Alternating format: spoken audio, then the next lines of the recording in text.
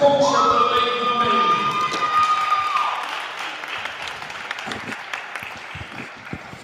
right, good afternoon, ladies and gentlemen, and welcome to another game here on the Western New York Athletics Network. Bringing you live action here to 2019 Girls High School Hoops Holiday Invitational, presented by WNY Athletics, right here from Kenmore West High School, Buffalo, New York.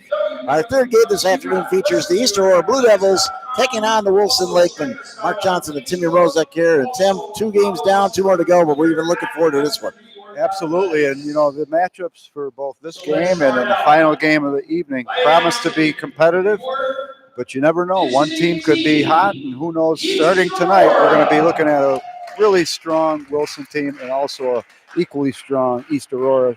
Both have histories of reaching the finals at Buff State, and of course we know Coach Brian Baker just put on a great tournament last week, the Western New York Mixer with teams from Section 5, Rochester, which was a huge success both in Wilson and also at Williamsville North. So they split duties in terms of hosting the event. Great opportunity to see a lot of women's teams and competitive games in that weekend. So far this weekend, the invitational here at Ken West has been equally thrilling. And I don't know what to predict on this game, Mark, but I know one thing. Both coaches, Brian Baker and Gary Shutram, winning tough games. It'll be a tough game, that's for sure. Brian Baker, as earlier mentioned, 200 wins for a legendary coach. Now, anytime you win 200 games, you're legendary, as far as I'm concerned, Tim. Absolutely, in a short period of time, which makes it even more impressive. I was crunching a few numbers on his last 5 years. Overall, the last 5 years, he's been 87-24, which is almost an 80% winning percentage. And then in the league, even more impressive, 59-5 over the last 5 years in league play. So he's created a dominant force out of the Wilson Lake women, and not just out in their league, but throughout Western New York, a program that's reached huge significance. Well, our referees today, you've got those right here for us, too. Bob Playtuck and David Taggart officiating today's game and reffing today's game. Last year, Wilson lost in the finals, the B2 finals. They lost a heartbreaker to Southwestern, 45-42. Meanwhile, looking at the East Blue Devils, last year they finished in fine fashion at 21-4, 9-3 in their league play. They won the finals. They ended up beating Southwestern in the crossover by a score of 56-43. And then they lost an overtime game, Section 5, Mid-Lakes, by a score of 57-51. Well, our starting lineups here tonight for the East Aurora Blue Devils. Rockwell starts out with Dills, Thompson, Potenza, and Katie Orr. And starting for Wilson, it's Muskal, Minninghausen, Felix, Seeley, and Lemke. And we're underway here. This ball moves inside and in and out, missing the shot there, number 30. For Wilson. Kick back out. It's Skylar Minninghausen. Ball goes into the corner. Played out by number 23. That's Frentz with it. Frentz looks, nowhere to go, throws it, and throws it away out of bounds. Anna Frericks, her brother, Steve Frericks, just was an all-star for the Wilson Lakemen football team last year, and he's now playing his college career at Morrisville. And him and the Frericks family is filled with athletes. Oh, East Aurora with the ball now. It's in the corner to Katie Orr. Kicks it out to Haley Potenza. Wearing 33. East Aurora in their dark blue uniforms. But I guess there goes Potenza, goes to the iron, and she's fouled. It looks like the first foul is going to go against here. Looks like it's Anna Frericks, I believe. Yeah, Frericks just had a hand in on that. No call from the PA announcer on that. So, Oh, there we go. Potenza at the line here. Puts it up and in. Haley is a great player. She'll give you plenty of endurance. She had an unbelievable run last year at the Buff State semis into the state or the Section 6 championships. Puts the second free throw up, missed it. Ball's going to go free, and now it'll go out of bounds. Katie Orr slapped it away for East Aurora. East Aurora on the season just has one game. It's a loss to Dansville, which is out in the towards the Rochester region. B1 school. They lost 42-25 in that game. Haley Potenza had 8 points and assist. Also leading the way was Kate Rockwell and Katie Orr, 7 and 6 points respectively. Another missed shot from Izzy Dins. Missing there for Wilson. So coming back up is Katie Rockwell. She gets it over to Potenza. Potenza gets it over to Katie Orr. Potenza tries to make a move on the Wilson defense. Cuts through, and now she's fouled again. So she's had the ball twice, Tim, and went to the iron and drawn the foul. You know, Wilson's defense is playing really solid, but they've got to watch that foul trouble. And right now, 2 fouls to start the game early. Potenza now to inbound it for Wilson or for East Aurora. She better hurry up. She does. Gets it into Orr. Gets it back to Potenza. Potenza drives, stops, pops, and nails it. Well, Haley starting out hot here for the Blue Devils. Wilson moves the ball in the corner. There's a shot from 30. Let it go. That was Bailey Thompson. Excuse me. Seeley. And now, once again, Haley Potenza went to the iron. Looked like she might have had some contact there. They scrambled for the ball in the paint. And the bodies are slipping all over the place here. There's a pass, an awkward pass that's going to be taken away. And once again, a traveling call here on Cameron Dills, number 25. Tim, the snow's falling outside, but you swear that the hardwood's a little slick here. Yeah, in fact, there's a timeout called because of it. Definitely trying to get some footing. We've had a lot of games out in this court the last couple days, but I know that the Lockport and Olean game just finished, and perhaps there's still some residue of the sweat on the court, and you got to be concerned when you see that slipping early on, like we've just noticed there. Earlier today was Maryville taking out Mount St. Mary's Academy by a score of 49-45, and our last game was pretty much a blowout. Lockport takes care of Olean 69-45, and the game was really never that close. Lockport Lions came out in the second half, and they extended themselves very nicely. Yeah, the Lockport Lions look like they have a nice squad to start the season. Early success right now. They're 4-1 on the year, and heading into league play, we know that they're going to face Grand Island. That should be an interesting match when it happens. Ball's loose. They scramble for it, and Katie Orr comes up with it for the Blue Devils. The East Aurora Blue Devils. They're playing at Ken West. They are also a Blue Devils nickname. That's Dills. Cameron Dills puts it up and in. Nice little 5-footer from Dills. And it's a 5-0 East Aurora lead here early on this Wilson team. Brian Baker admitted they had some problems, and now on the run, it's Rackwell puts that up and in. So the Kitties coming up. Kate Rackwell with a nice play there. Yeah, Rackwell had 2 rebounds and 2 blocks in that loss to Dansville. Here's Haley Potenza on a break. She's going to drive in, draw the foul. No, scoops it in anyway.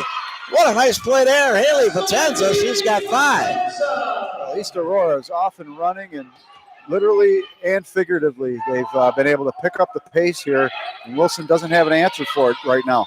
Here's a long free-range shooter, Miriamhausen, and she missed the shot. So Wilson, the Lady Lakeman here, starting out ice cold. Down 9-0 with 4:50 left in this first quarter. It's gone perfectly here for East Aurora. 9 points and haven't given up a basket.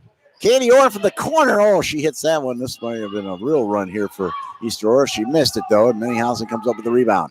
There goes Minniehausen. She'll drive the iron, puts it up, and gets the roll. So Wilson's on the board, Tim. Oh, that's a great sight to see for Brian Baker and his crew. Skylar Minniehausen, their leading player. She's actually committed to as a preferred walk-on for soccer at the University of Buffalo next year. Katie Orr's 3-point shot missed. Rebound goes awkwardly off of one of the Lakemen, and East Aurora retains possession here. But so far on the season, Minniehausen's averaging 18 points, 12 assists, and 10 rebounds a game. So really a strong campaign already for her. Potenza will inbound it here. She gets it in. And the shot coming through from Dills, and Bailey Thompson is in the game now as well, number 30 for East Aurora. One thing about East Aurora, they have a talented and I think deep bench, and that might go far at the end of the year. We'll find out. Bringing up the ball right now and getting it to Minihausen is Wilson. Moswell swings it back around. Lemke with it. She's tied up down there. They're going to call a jump ball, and possession is going to go back to the Blue Devils.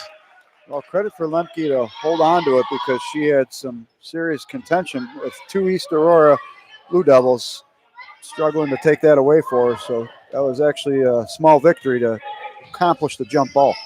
Haley Potenza now with it, driving 33. He's going to go to the iron, puts it up, and she's going to be fouled on the floor here. And it looks like they're going to call it on. Potenza looks like if she maybe has contacts, I'm not sure, but she's got some eye irritation.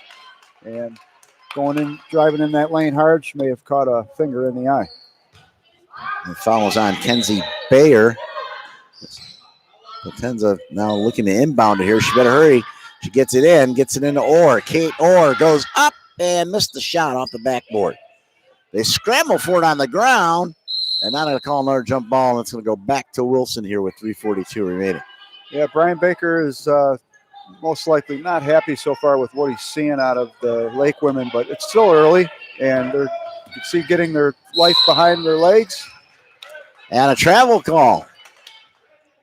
So very rare mistake there by Skylar Mooneyhausen. And now a sub is going to come in the game, I believe. Let's see, checking in here. Looks like it's Kendall Kaminsky. Going to come in. She's going to give Katie Orr a break. Last year, the East Aurora team graduated one of their best players in recent history, Sarah Tolley. She had a major game in that win against Southwestern in the crossover finals with 24 points. So it doesn't look like they're quite missing her at this point in the season, though. Morgan Wittenrich is in the game, number 22 for East Aurora. There goes Potenza again. Kicks it back out. Kaminsky gets it to Dills. Cameron Dills. Dills got it back to Potenza. Takes the long 16-footer. Missed the shot. Rebound goes to Moneyhausen. Pushing up the court nicely there. Ramsey. And Ramsey couldn't get it to fall off the back rim. No good. Here come the Blue Devils the other way. It's Rockwell. Katie Rockwell.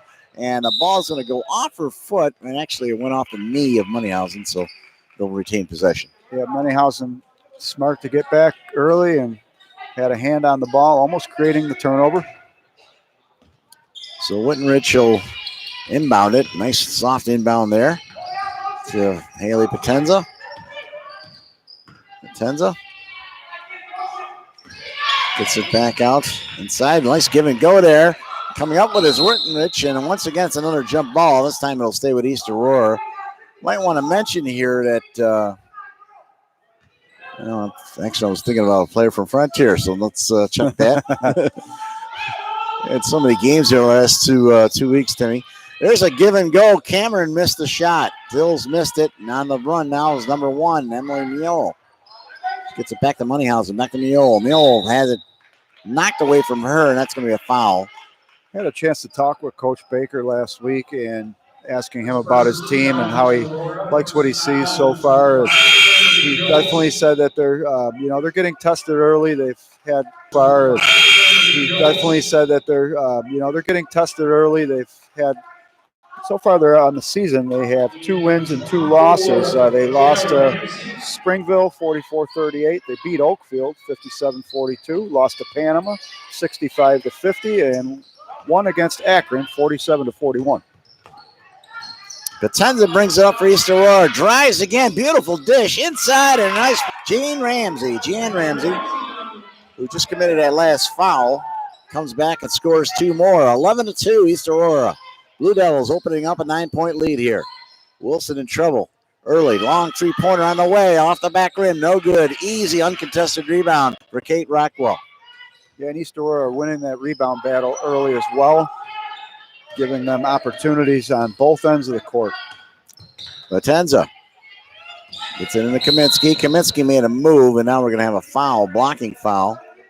And they're going to call, I believe, number 24. And that's two. She and Ramsey. So she picks up 2 fouls quickly. She's probably going to have to take a seat here. Yeah, and it looks like they're going to keep her in. Well, looks like they are. And a substitution coming in for Wilson that I did not pick up. Moneyhausen leaves it back. A 3-pointer on the way off the rim, no good. And it was Ferrix, and they scramble once again on the floor, and another jump ball. That's our 4th jump ball, Timmy. Yeah, in this first quarter. A lot of contested balls on the floor, and it's unusual to see that many jump balls this early in the game. Wilson trying to inbound it now. Another body goes flying down low. Musso with it now. There's a 3-pointer on the way. In and out, won't go. Rebounds ran down by Mule. And a double dribble there, and another turnover for the Lady Lakemen. Yeah, the Lady Lakemen are not in rhythm just yet, and they're still trying to find their shot as well. Wide open down the court, and missing the shot was Ramsey. Another jump ball. And it's a possession arrow. Yeah. It's going to favor East Aurora. Ramsey wide open, the 5'11" center, the junior. She had an excellent opportunity to score there. Couldn't put it in. So back in the game will be wholesale changes. Munoz is going to make a exit, and number 32 for Wilson. I'm not sure that. Well, I got it as Izzy Dins. Izzy Dins. It's Rockwell to inbound it here now. That's Kaminsky on the outside. She moves it out to Orr. Katie gets it over back to Rockwell, who came back nicely. To Kaminsky. Potenza's on the bench right now, so that's where they change. There's Dills on a spin-around move, and she was now, so that's where they change. There's Dills on a spin-around move, and she was fouled. Women.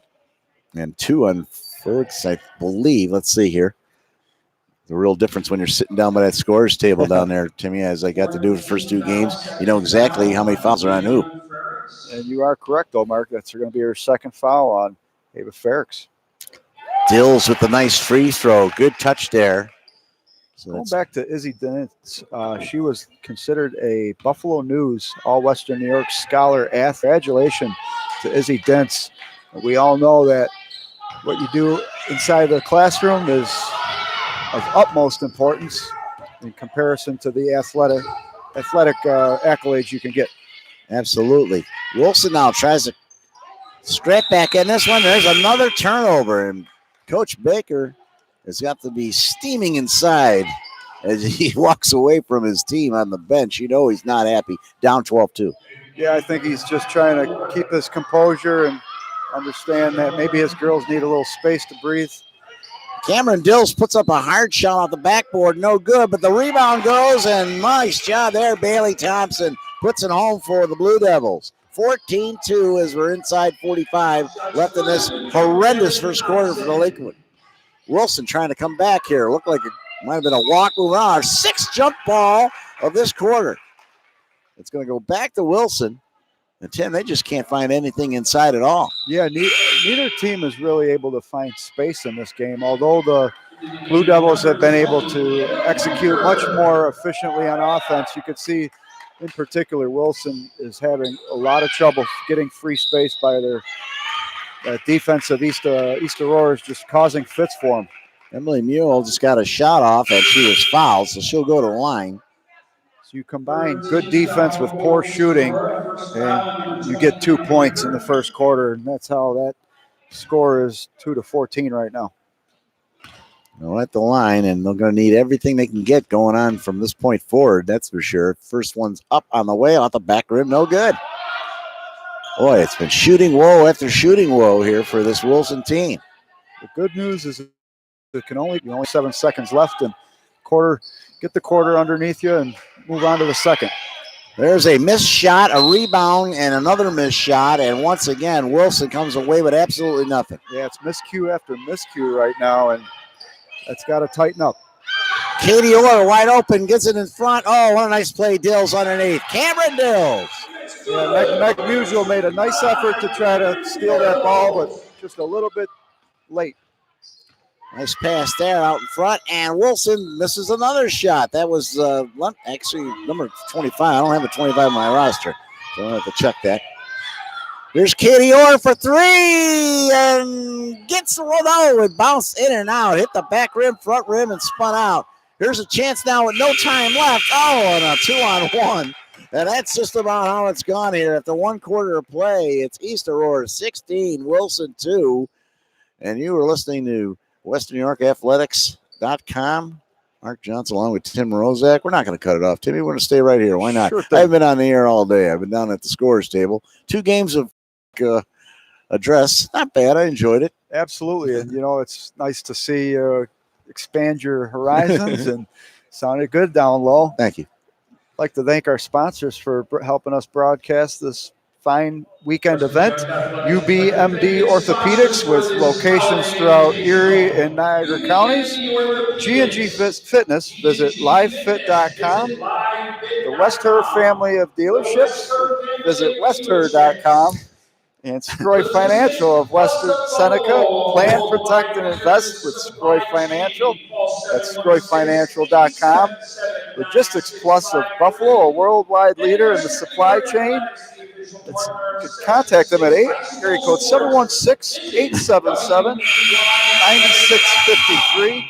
And Western New York Athletics, the official partner of Section 6 high school sports. Visit WNYathletics.com. Also, thank Tony Martin Awards and Sorrentino Sporting Goods on Sheridan in the town of Tonawanda. Nice job, Tim, as you were battling it out there with our PA guy, Tom Prince. And Tom, I don't think he needs a microphone. Well, in case you thought there was an echo in my microphone, that was just the PA. A couple seconds delay, basically doing the same thing. All right, here we go. Start the second quarter, and Wilson's in trouble as East Aurora gets the ball to start it out with a 14-point lead. Snapping it in is Bailey Thompson and Haley Potenza. She gets it back to Thompson, but she lost it. That's Tori Pollock with it now. Pollock's going to put up a throw. She took a step.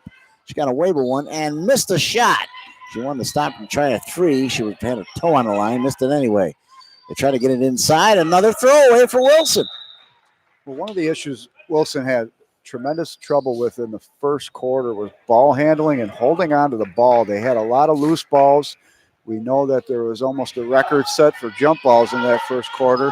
And part of that was due to the weak ball handling for the Lake women. There's Katie Orr with it now for East Aurora. Splits it back out. Number 20 is in the game. That's Brinker. She gets some playing time. It's Potenza getting it on the low. The Brinker and missing the shot. That was number 30, Bailey Thompson. Missed it, but she was fouled. She'll go to the line. Yeah, and that's another issue right now that Coach Baker has had a little foul trouble for the Lake women early in this game. They certainly do not seem to have the chemistry right now, and hopefully they can get in sync. And, this might be early in the second quarter, but if they score a few more baskets, I wouldn't blame Coach to call a timeout and really just keep his girls in check right now. Thompson makes the first one. Second free throw on the way. She misses off the front rim. Ball's loose out there. They scramble around once again. It's still loose on the ground. Another jump ball. And it's going to go back to Wilson. So the Lady Lakeman may catch a break there. Yeah, Izzy Dentz did not have anyone to help her there to get rid of the ball. So credit to her to hold on. Wilson trying to make a move here. That's Tori Pollock. Nice little foot pass in there to Manchester. Once again, a ball on the floor, and it's our 8th jump ball of this game. It goes back to East Aurora here. They're already up 17-2. So they'll get the ball back. It's Thompson that inbound. Particular whistle may have been a little fast where they let him maybe scramble for that. Potenza gets it up over to Brinker. Brinker driving, top of the key, gets it to Orr. Orr looks like uses that screen, spins it out, and gets it back at the Potenza. Haley with it now is going to drive the baseline. Haley, nice give and go to Cameron Dills and she missed the shot. What a pass that was. Now back comes a hard rushing Lake girl, and that's a Musil. And then once again, now we're going to have a foul finally on the floor. Our first real foul on the floor, Tim. Yeah, and that was Meg Musil who lost the ball, and she possibly saved a fast break by creating that foul. But once again, a lot of trouble handling the ball for the Lake women, and it's creating problems as they are now looking at 2 points still on the board. And you know, they've been quiet probably for about the last 5 minutes without a point here.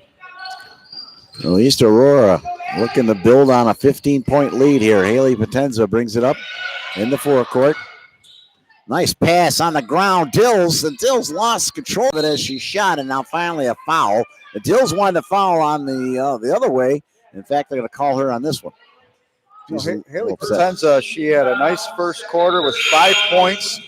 She sat for like the last 2-3 minutes of that quarter, but like what I see out of the young lady so far for East Aurora, she's only in 10th grade, 5'5" guard, and looking really good to start the 2019 season. Jan Ramsey checks back in for East Aurora, number 24. And Wilson trying to get something going here. The Lady Lakeman, excuse me, have had their issues here in this first half. They try to move the ball back. It's Ferricks. They're down to 6 seconds left in the shot clock. They got to do something quickly here. That's Beyer with the shot, missed it badly. And a nice pickup there for Katie Rockwell. She kicks it up to Potenza. Potenza, another great pass inside, deflected away. It hit a Wilson girl, but then it hit one of the Blue Devils and goes back to Wilson. Well, Mark, Wilson's famous for Alcott Beach having the annual polar bear swim, and right now these girls look like they're ice cold, and it's only a matter of time before they can hopefully heat up. Beyer goes to the rim, throws the shot up. She's fouled, so she'll go to the line. They need anything they can get to get going here to just get some confidence. Well, you know, we saw Skylar Moneyhausen hit that shot midway through the first quarter, and you say, okay, she's got a first basket underneath her, and you know that she's the leading scorer, but she's been not able to really find the ball or create any looks. So we'll see how her game develops as the rest of this contest goes on. Kenzie Beyer makes her first one, second one on the way. She makes them both. Nope, lane violation. Boy, when it's going bad, it's going real bad. Yeah, we saw a lane violation yesterday, and usually don't see those lane violations, but it's early in the season, and the jitters or the yips, whatever you want to call them, they're still in effect. There's Rockwell getting the ball stolen away from her. Very unusual play there. Now Moneyhausen on the break. Moneyhausen looks, puts up the shot, missed it. Rebounds free. They scramble around for it again. I'm going to call another jump ball, and it's going to go back to Wilson. Well, one thing I've noticed is anytime Wilson loses or misses the shot, there's an Easter low to get the rebound, and they've been really strong with those defensive rebounds. Wilson, if they can create some opportunities to get some offensive rebounds, they should likely be able to score a little more, but it hasn't happened yet. Wilson kicks it out here. You saw with it. Go back in the corner. Seeley got it underneath, and that was a nice give and go there. Stentz puts it in for the Lakemen. Now right back is Katie, and there's a blocking foul against Moneyhausen. And she cannot get into foul trouble here, Tim. They need her. No, and, you know, they finally had a nice play on the offensive side of things, and following that up with a foul is not the way Coach Baker would like to see that rhythm go. He has been prowling that sideline over there in front of his own bench. Potenza now on the give and go. She walked, and we have a travel call there. Traveling is the call. Just it's still early, but Coach Baker, you know, he's got to see his women come down, his girls be able to make a few more runs consistently. They've yet to find any consistency on offense in this game. They double team Moneyhausen. She gets it back out to Musall. Musall's immediately ganged up on. Moneyhausen has it. Nice pass down low. Seeley with it. Back, and that was a nice give and go. In and out. Couldn't catch a break with Ferricks. And the ball's loose. Ramsey runs it down. Gets it to Orr, who swings it over to Potenza. Breaks the center court line. Here comes Haley. There's a chance. She'll take a shot. She'll drive. Haley had the shot blocked. Nice play there. Now it's Moneyhausen on the run for Wilson. Moneyhausen drives, puts it up. Oh, off the bottom of the rim. She shot it too late, and now she comes back after the East Aurora player and punches it out of bounds, so it goes back to the Blue Devils. Kate Rockwell playing some great defense for the Blue Devils. She hustled back to just have enough interference with Moneyhausen to create havoc, and then the play prior outboxed Izzy Dents to create a nice rebound opportunity. Long three-pointer missed there, and now a foul underneath, and it's going to go against East Aurora. And they're going to call timeout here. And with 4:02 remaining in the second quarter, 17-5, all Blue Devils here. You know, when you see a lot of the women's games we've covered this weekend, you know, they're seeing some games averaging in the 40s, 50s, but you're looking at a 12-point deficit. It's not completely out of hand, but it's in that area right now where you don't want to go into halftime with too much of a deficit. So if the Lake women can end this half by cutting it down to, say, 8-6 points, I think that would be a good place to start, at least giving them a sign of life to come into this second half. But it all comes down to how do they finish this first half out. Following this game, it's Lakeshore taking on City Honors, our nightcap here. And what has been a great weekend of basketball. 7 games we had. We had 3 yesterday, 4 today.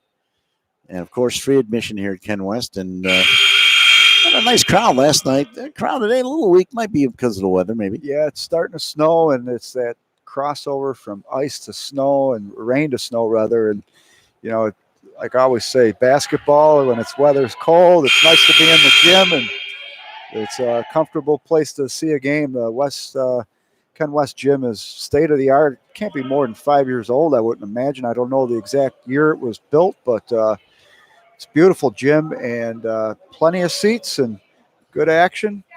Concessions are open. What can you ask for?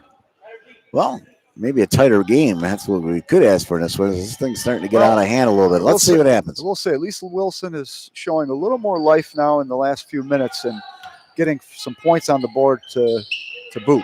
Sealy got it inside to Dents, and Dents missed the shot. Ball's loose, but running it down is Musall. They get it back. Musall gets it inside. Dents spins, turns, gets the shot. Once again, can't get the roll. Ball's still loose out there. There goes the other way. That's Katie Rockwell. Rockwell drives. Rockwell goes up, puts it up and in.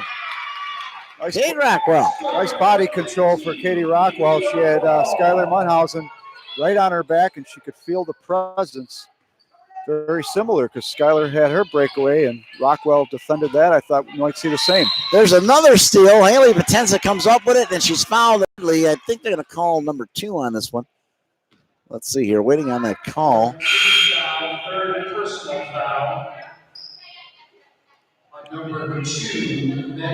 Wow, says that Meg. Did he say 3 personal fouls? 3 quickly? Personal fouls on Meg Musel. I'm Wow. not sure if that's exactly accurate, if it's 2 or 3, but if indeed it's 3, that's dangerous territory early on. Rockwell with it now for East Aurora. Rockwell and almost a steal there, but Potenza saves the day. Haley drives. Haley, nice pass to Ramsey, puts up the shot, and she's fouled. Well, Jan Ramsey's had a few opportunities underneath where she's not expecting to pass him, and it's kind of cost her. This time she looks out with a foul. I got to say, I think some of these calls are a little bit, it's a quick whistle today. You could see the refs are calling a quick whistle, and unfortunately for the Lake women, that's been counted more against them, and but that's part of the credit of the East Aurora Blue Devils. They've been very aggressive on offense, and that's what's going to happen when you're aggressive to defend that. You're going to have to play clean defense. Ramsey missed the first one. Second one on the way. She gets the roll off the front rim. Back rim, it goes in. 20-5. East Aurora with a 15-point lead here. 2:50 remaining. And Skylar Moneyhausen had that one taken away. And now a foul on Moneyhausen. Well, that's a frustration foul, isn't it, Tim? You know, I do want to see the refs let them play a little low. I mean, the game has not had much flow at all, and part of that is due to the jump balls and the fouls. And, you know, is it ironic that you have both heavy fouls and a lot of jump balls? I wonder, but the referees have a tough task most games, and it's obviously not an easy job, but it definitely seems like a quick whistle tonight. At the line, shooting and missing is Anna Brinker, number 20. Check that once again. Morgan Wittenrich, 22. She misses the first one. She missed the second one. And the rebound goes back to Wilson. So here's a chance for Wilson to try to bite into this lead here.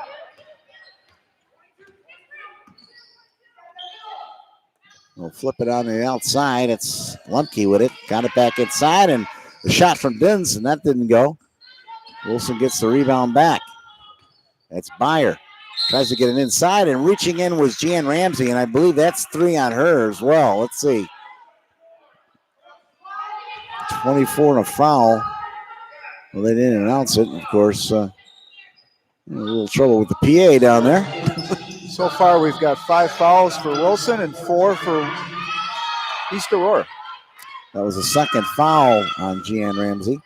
Ball's loose underneath, and finally Wilson cleans up the loose change under there. That was Dents with it. Nice couple buckets last few minutes by Izzy Denson, helping her team get back to respectability. There's wide open Ramsey underneath. That was a great play. Haley Potenza, beautiful pass, and they pick up another 2. 22-7 here at the 2-minute mark left in this first half. And it's been an incredible half as far as the ball. There's might have been, she fell forward. That was Katie Orr. She is a pretty good athlete in her own right, and they're going to call a foul on this one. It looked like she might have traveled there. Looks like they're going to be at the stripe for this now. And yeah, Mark, you made a good point. She was a little off balance, but I guess there was contact nonetheless. I got to tell you, I'm going to agree with Tom Prince. It is a little different when you're on the floor looking at the action than when you are from up here. First free throw on the way, it's good. Katie Orr, what a 5'9" senior guard, one of the leaders of this Blue Devils team. Katie Orr with a really nice game against Dansville. 6 points, 9 rebounds, and 2 steals in that game. And how about that? Orr went after her own miss and went in the corner, and the ball ended up going off of one of the Lakemen down there. So East Aurora retains possession. They'll throw it in. Look at Jan Ramsey along the baseline. She put up a bad shot, hit the backboard underneath, and came back. And here we go. It's Dyer on the run, slows it down. Moneyhausen's out of this game right now. That's a little unusual for her. Oh, Haley Potenza, what a nice play there. There's a shake and bake move, and one of the nicer plays here for Anna Frericks.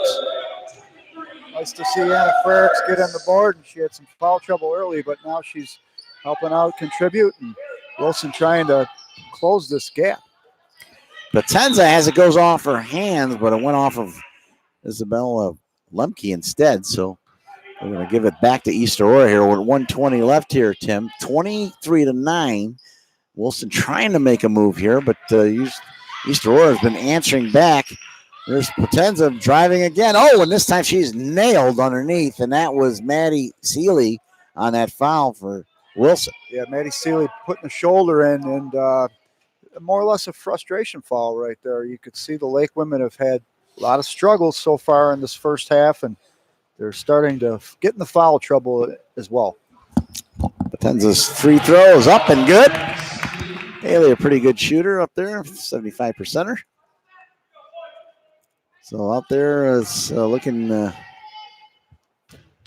for her second free throw now. On the way, that's going to be well short. And they're going to bring in a couple fresh players for Wilson. Back in as Mulo. And number 5, it's Manchester, Trisha Manchester in the game. Right now we're looking at a 9-24 deficit for the Lake women. So they're down by 15. They desperately need points into the second quarter. Musso is once again double teamed. Tremendous defense today by East Aurora. They're all over. Now they got a 5-second violation call. Holy cow, everything is going right for the Blue Devils today. You could see Coach Gary Shuttram really excited about his team's overall play so far, and how could you not be? East Aurora, almost a give and go there. How about that? Katie Orr comes up and cleans it up anyway. Recklow with the assist, Orr with the bucket inside 1 minute here. 26-9. It's been all Blue Devils in this one. Another tip ball and another jump ball. That's our 12th jump ball of this half. Yeah, and I was on the refs for a little bit, but I got to say, a lot of these are legit calls and legit jump balls. So we're really seeing a lot of tying up, and that's mostly the credit of the East Aurora Blue Devils getting their hands on the ball. And the one thing that you could tell as a result of all those jump balls is it's a lack of aggressiveness on the part of the Lake women. They're not really attacking the ball or attacking the net as they need to. Potenza swings back up, looks right off there to Ramsey. She put it up and in. 28-9, and time for the last shot here for Wilson. They're not going to let her shoot. She drives forward, and then finally it's fouled, and they might get Katie Orr here with this foul, number 5, Eddie Wolf. the foul on Orr. Well, what's funny is you see East Aurora, they're playing aggressive and they're not afraid to take the fouls. And, I don't think coach is too upset with the way they're fouling because it's equaling a big lead for them right now. And that's also getting in the heads of the Lake women. Beyer at the line misses off the back rim. When you know you're going to have physicality and bringing that ball up, it's created a tentative offensive mind frame right now for Wilson, and that certainly has to change. Second free throw on the way. She missed them both. So a chance to score. Now still plenty of time here for East Aurora as we'll play for the last shot. Rockwell brings it up. Kate Rockwell is going to swing it over to Potenza. Potenza down inside 10 seconds. Potenza's going to drive. Oh, look who's wide open down there, and missing the pass is Bailey Thompson. Could have seen that coming. Boy, Haley has really done a great job penetrating Tim and then finally dishing. Yeah, she's looking like one of the best players right now on the court, and certainly a possible candidate for MVP should they win. Three-pointer at the buzzer. That doesn't go, and after one half of play, it is East Aurora 28, Wilson 9. We're going to take a quick break here. We'll be back with second half action in just a few moments.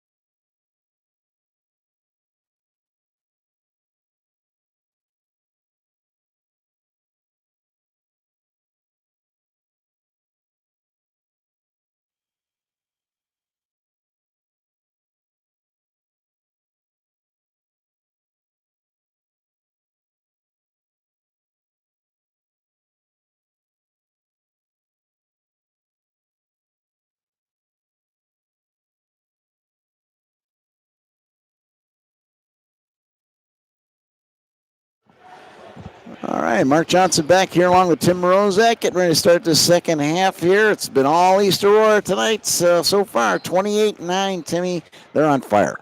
Yeah, both teams late to come back to the floor. Came back with about 30 seconds left, just about the same time we've come back on air with you. And for Coach Brian Baker, and a lot of time, I know he was a little bit late going into the locker room. He let his girls marinate on what just happened, but you could see right now it's a matter of playing for pride in the second half and hopefully finding some way to tighten the gap, as East Aurora just completely on fire in the first half, playing great defense and also making great shots, led by Haley Potenza, Kate Rackwell, Katie Orr, Jean Ramsey, Bailey Thompson.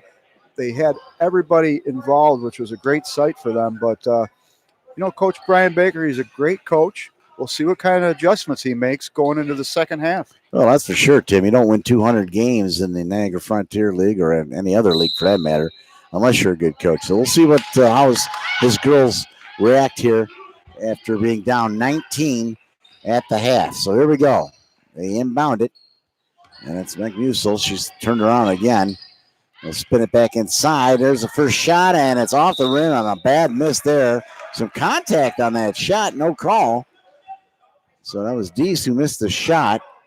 One of the things that had happened in the first half and just happened there is just not good looks that they're getting, the Lake women. They're having to take difficult shots, and that's part of the reason they've only had 9 points on the board so far. There's a ticky-tack reach-in foul against Meg Musel. I think that's 2 on Meg.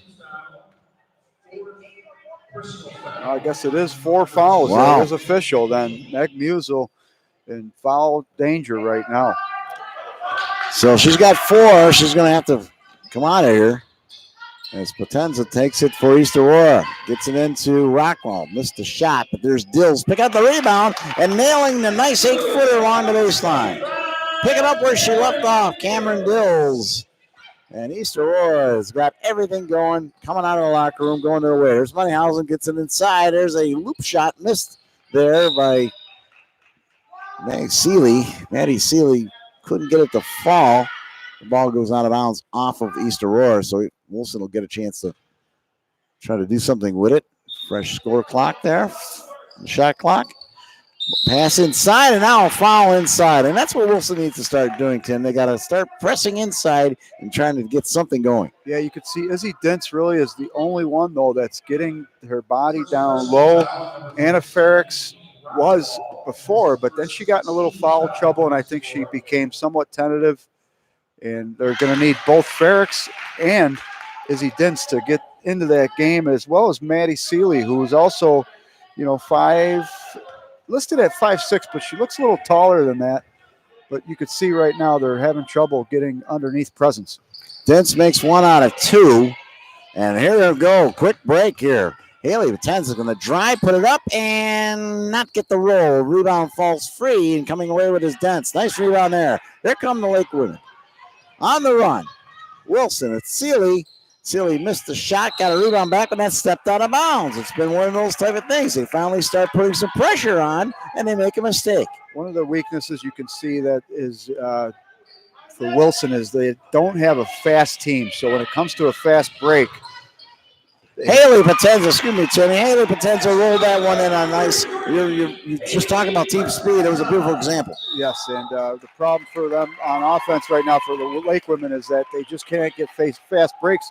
East Aurora is catching up on everything and contesting those fast breaks very well. Tough travel call against the Lake women. They have had everything going against them in this game.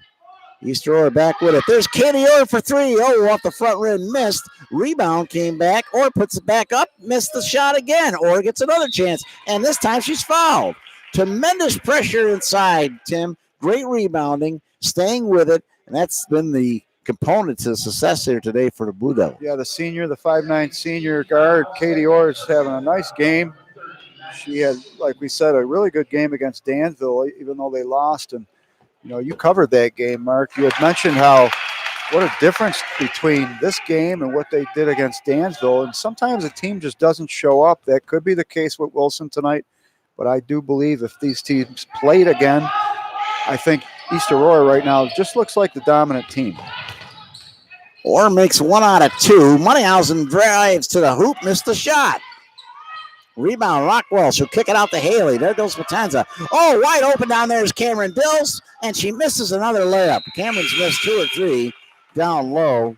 She rushed her shot a little bit. She was wide open, but once again, team speed, Timmy, here is. I was just going to say the speed is devastating to the Lake women right now, and you could see they're having trouble getting down to defend the ball, and then they're also not able to make quick transitions on offense. Haley Potenza is going to get it in anyway to Rockwell. Rockwell spins. What a long pass there. Across the court. There's Haley's stop and pop. Missed the shot. Rebound's free. And coming up with it, it's Dills. Dills, she put one off the back iron. That's no good. And here comes Wilson's Byer, who controls the rebound. Gets it to Moneyhausen. Moneyhausen needs to get something going. Here's Byer. Gets it back to Moneyhausen. And then reaching in was Katie Orr. That's something Katie does. A player will get behind her like against Dansville a week ago, and she'll commit the foul.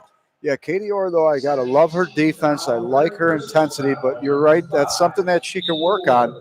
And I do believe that that's one of those tendencies that's coachable, and she's bringing the total package tonight, though. And I love the intensity she's playing with. And, you know, that's really a whole team effort, not just Katie Orr, but she's certainly highlighting her defensive skills tonight. Oh, still there by Moneyhausen, and she's fouled. But prior to that, Wilson had the ball turned over back to East Aurora, and now they get a turnover back, and now Moneyhausen will go to the line. Bailey Thompson had a hand on Moneyhausen. So Bailey Thompson picked up that foul. Moneyhausen's free throw on the way, and she's Money's at the line. Well, she missed just one shot last weekend. What's surprising is Moneyhausen, that's only her 3rd point of the game. For someone who's averaging closer to 18 points, it's something Coach Baker would like to see her get more involved in the scoring, no question. She makes them both, so there's a chance for Wilson trying to get something going, but here's Haley Potenza breaking the press, gets it to Rockwell, puts it up and in. What a nice play there. Bang, bang play. Potenza to Rockwell, she buried it. Gives Rockwell 6 on the night and fine performance. You know, so far, 6 of the players for East Aurora have 4 points or more, so they're getting that contribution across the board from their starters and going into the bench. I think it's Bailey Thompson going to pick up another foul, and she does. So Bailey sets her 2nd foul on Bailey. It was a bad one there. She stepped in and reached in. It's probably the only bad thing East Aurora does is they commit a lot of fouls. There is a bad pass, and once again, Haley Potenza picks it off. Potenza on the run. Potenza looks, dribbles, behind the back, steps up, back top of the key, steps back a little bit. She's got Rockwell to her right side.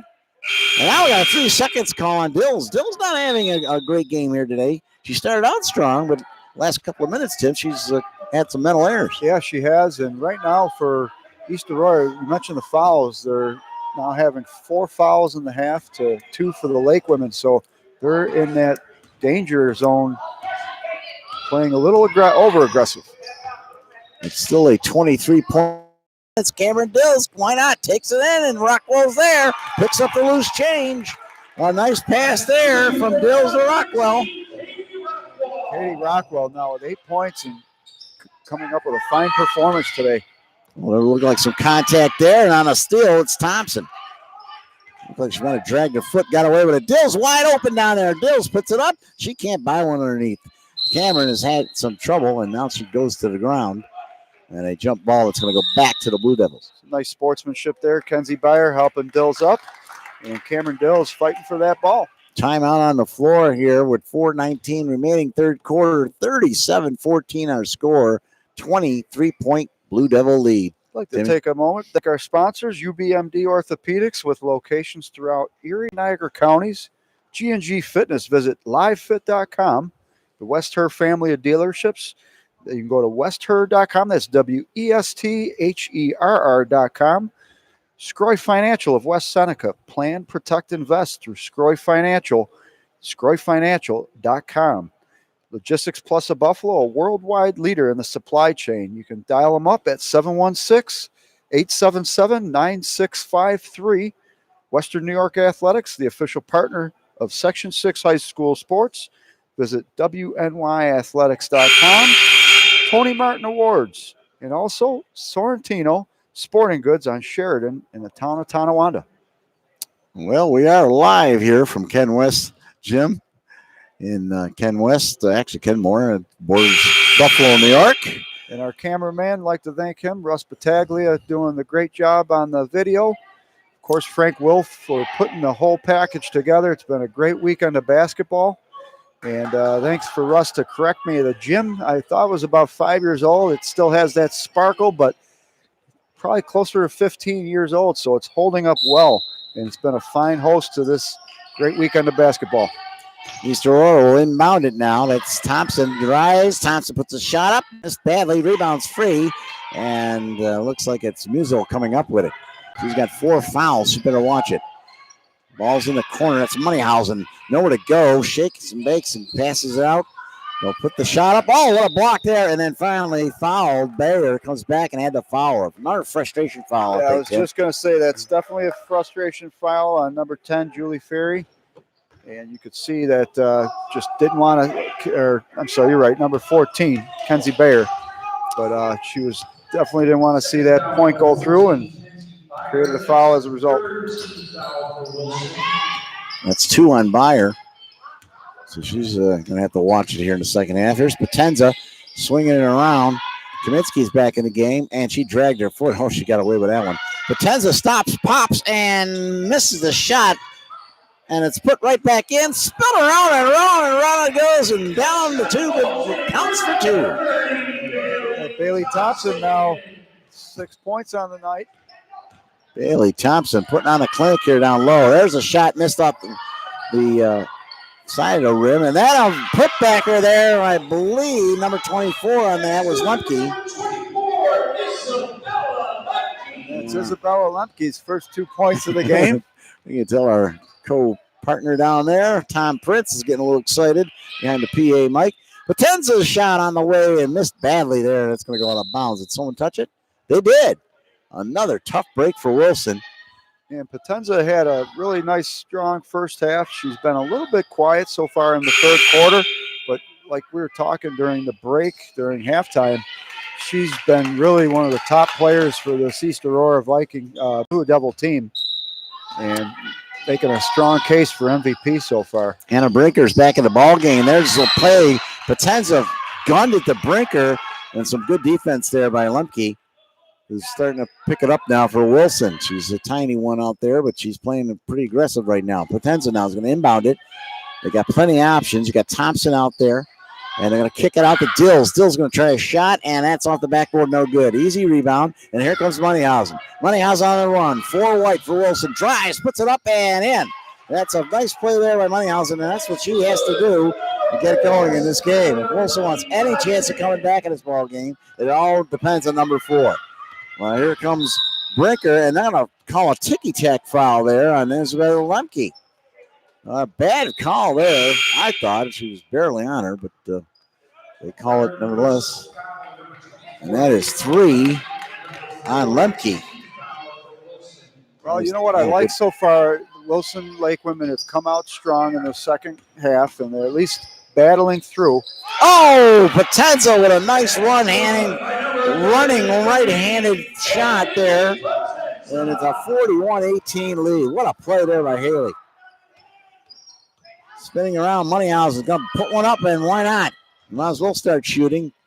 Nothing else can go wrong for you here. But battling inside Wilson, and now I believe a jump ball. Let's see. It is jump ball. Another jump ball in this game. Why am I surprised, Tim? There's only been 14 or 15 of them. And, you know, that's East Aurora tying up again. Nice inbound there as Moneyhausen was turned the wrong way. Here comes Potenza. Watch her dish it. Schuertz going to put it up instead. Ball's batted away, and somehow Moneyhausen comes up with the rebound. A little fancy dribbling there from the senior. Well, Coach Baker went with a little faster lineup. I think he understood the point of them getting beat speed-wise, and providing some results right now. Magnoso put in the rebound off that miss. So Musso cuts this lead to 21 points, but it's still pretty much insurmountable right now. Nice pass there as they hit the floor. There's Brinker with a beautiful shot. Anna Brinker popped a 12-footer along the baseline. Quality shots here for East Aurora. Anna Brinker now on the scoring sheet.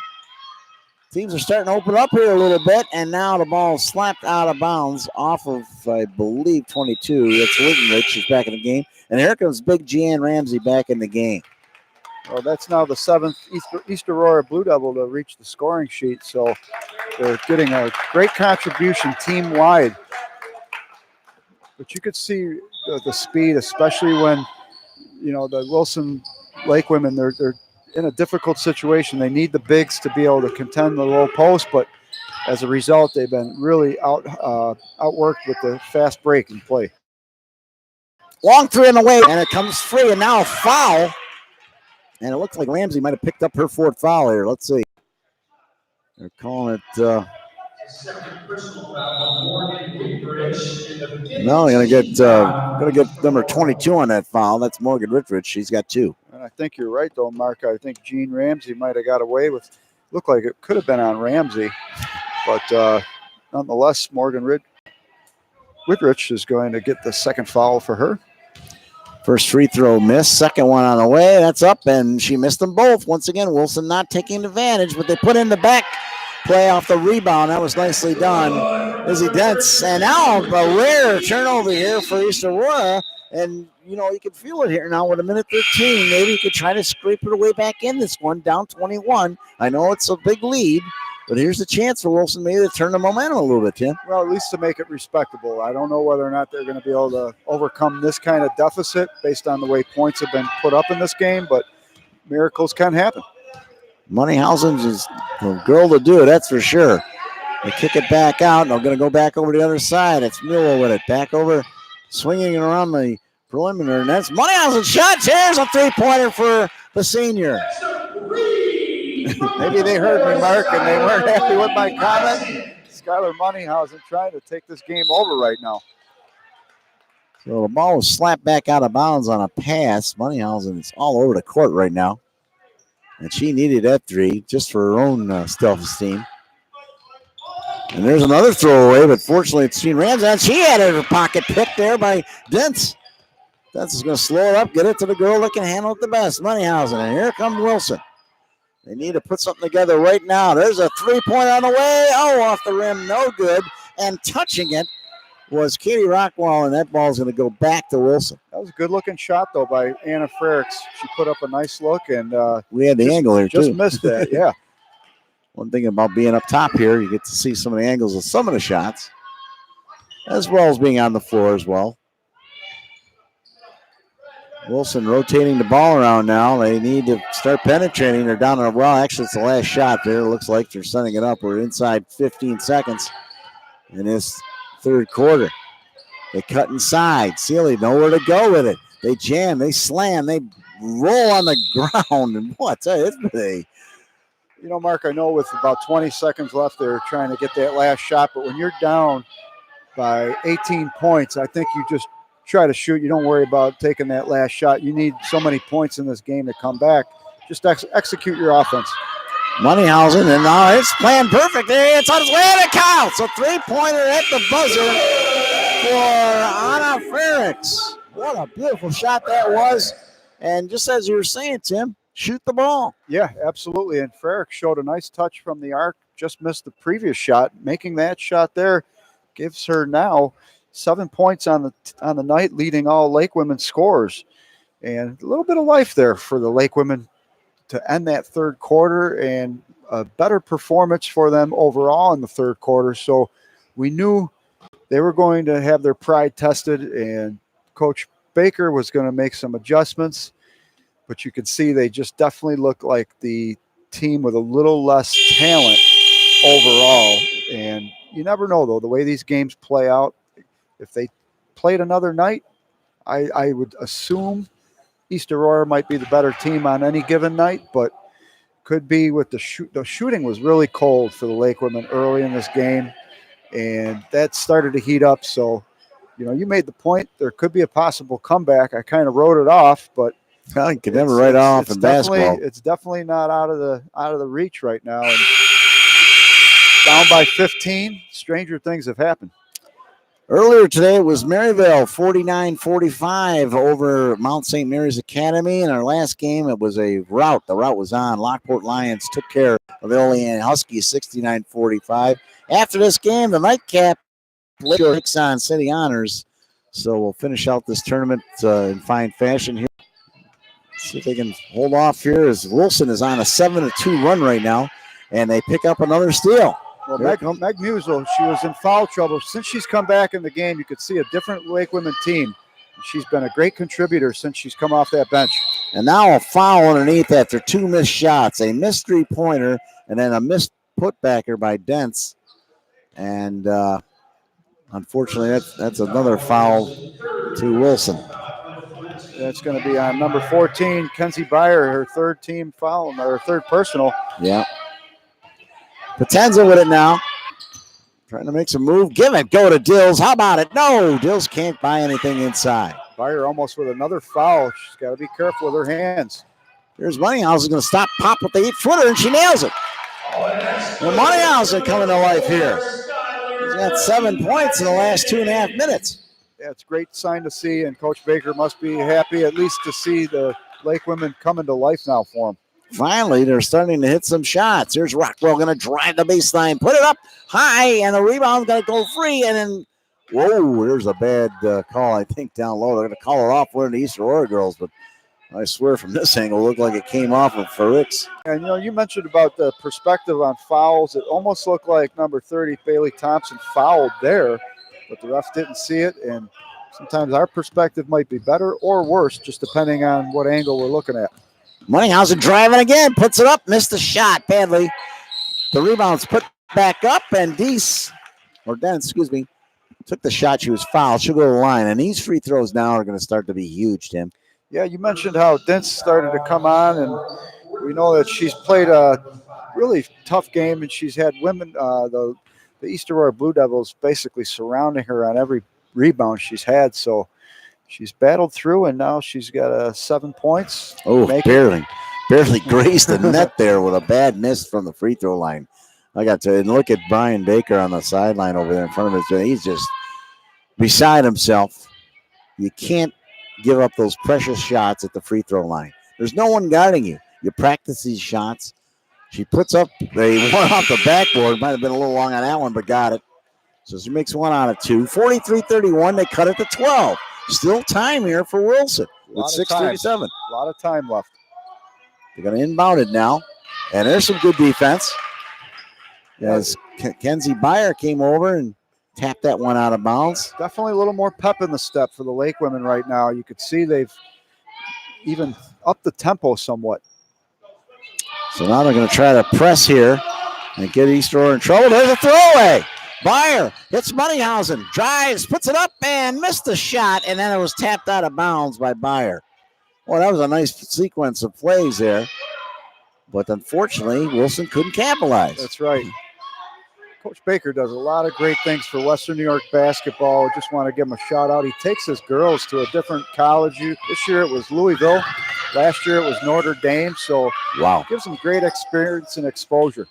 Potenza drives all wide open underneath and missing the shot there again. Bailey Thompson, she's missed a few underneath there. Now here come the Lake girls.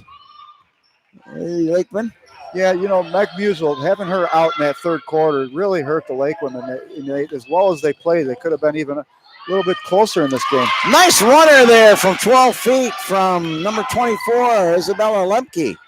And it is now a 10-point game. What was once a 21-point lead has been cut down to 10, and I'm surprised East Aurora hasn't called a timeout. Once again, a give and go, and another easy miss there, and having all sorts of issues is Bailey Thompson at the rim. Unbelievable. You could see that's part of that, though, is the Lake women are getting down to defend those baskets. That basket was basically uncontested early in the third quarter with the fast break play, but Wilson Lake women, give them credit. They've been hustling back and giving fits underneath. The referee inadvertently blew the whistle. He thought Brian Baker wanted a timeout. He didn't. So they Put the ball back in. Here's Moneyhausen, puts the shot up, gets the roll, and they've cut it to 8 points here. 13, Look out, here comes Wilson. 13 on the night right now for Moneyhausen. They're on an 11-2 run right now. And a foul, and now actually it's timeout, I believe. It's going to be a full timeout. And that was it for East Aurora's coach. He wanted to take timeout. They got to calm things down here a little bit. Absolutely, just like that. I think as soon as I said it, miracles do happen, things really did happen for the Lake women. And just like that, we're only down by 8 points. And you could see Coach Baker making the adjustments he needed and getting his girls to step up their game as well. They finally have come to life. They were definitely asleep, though, in that first half. And wow, what a deficit they've come back from. I got to tell you here, it's really, you can hear a pin drop in this place right now. But what a comeback this is if they can pull this off. East Aurora. Take a moment to thank some of our sponsors. UBMD Orthopedics, locations throughout Erie and Niagara counties. Scroy Financial of West Seneca. Plan, protect, invest with Scroy Financial. Go to scroyfinancial.com. The West Her family of dealerships. Visit westher.com. G&G Fitness, that's visiting livefit.com. Logistics Plus of Buffalo, a worldwide leader in the supply chain. You can reach them at 716-877-9653. Sorrentino Sporting Goods on Sheridan in the town of Tonawanda. Tony Martin Awards. And, of course, Western New York Athletics, the official partner of Section 6 high school sports. Visit WNYathletics.com. Well, here we go. 5:11 left here in this game, which was a rout for a while, but the Wilson Lady Lakemen have come roaring back here. East Aurora, they need to stop the bleeding right now. They're on the bottom side of an 11-2 run here. Potenza is going to swing it around. Rockwell with it. Rockwell's going to drive, go right to the hoop, and put it up strong, and she was fouled. Yeah, Lemke got a hand on her, but I like the fact that... I think that's Musil. She might be gone. Let's see who they call it on. Yeah, it's going to be on Lemke, but I think that's a smart foul she took because the lane was wide open. All right, here's Rockwell at the line. She's a pretty good free throw shooter. And they need them right now. And she misses the first one. Boy, they are snake bit here in the last 5-6 minutes at least anyway. One of the great things about basketball, it's such a game of rhythm. And you can see one team and momentum swings, and we've had that in the second half.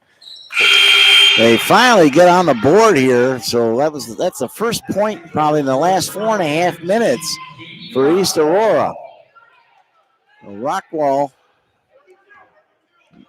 got 1 point there, and 1 point's better than no points, I guess. And they're up by 9 here. So here we go. Moneyhausen. They're going to double team her, I'm sure. Musil with 4 fouls. She's got to watch it. Swings a pass, and there's another bad pass. So Wilson starting to give up and do what they're doing earlier in the first half and throw the ball away. You can't do that. Here comes Potenza. Haley with it. She's going to drive and get it over to Rockwell. Rockwell looks, and she stepped right into number 32. That's Izzy Dintz. And, boy, I'll tell you, that's a tough call, Tim. Yeah, Izzy Dintz, you could see, had her position there.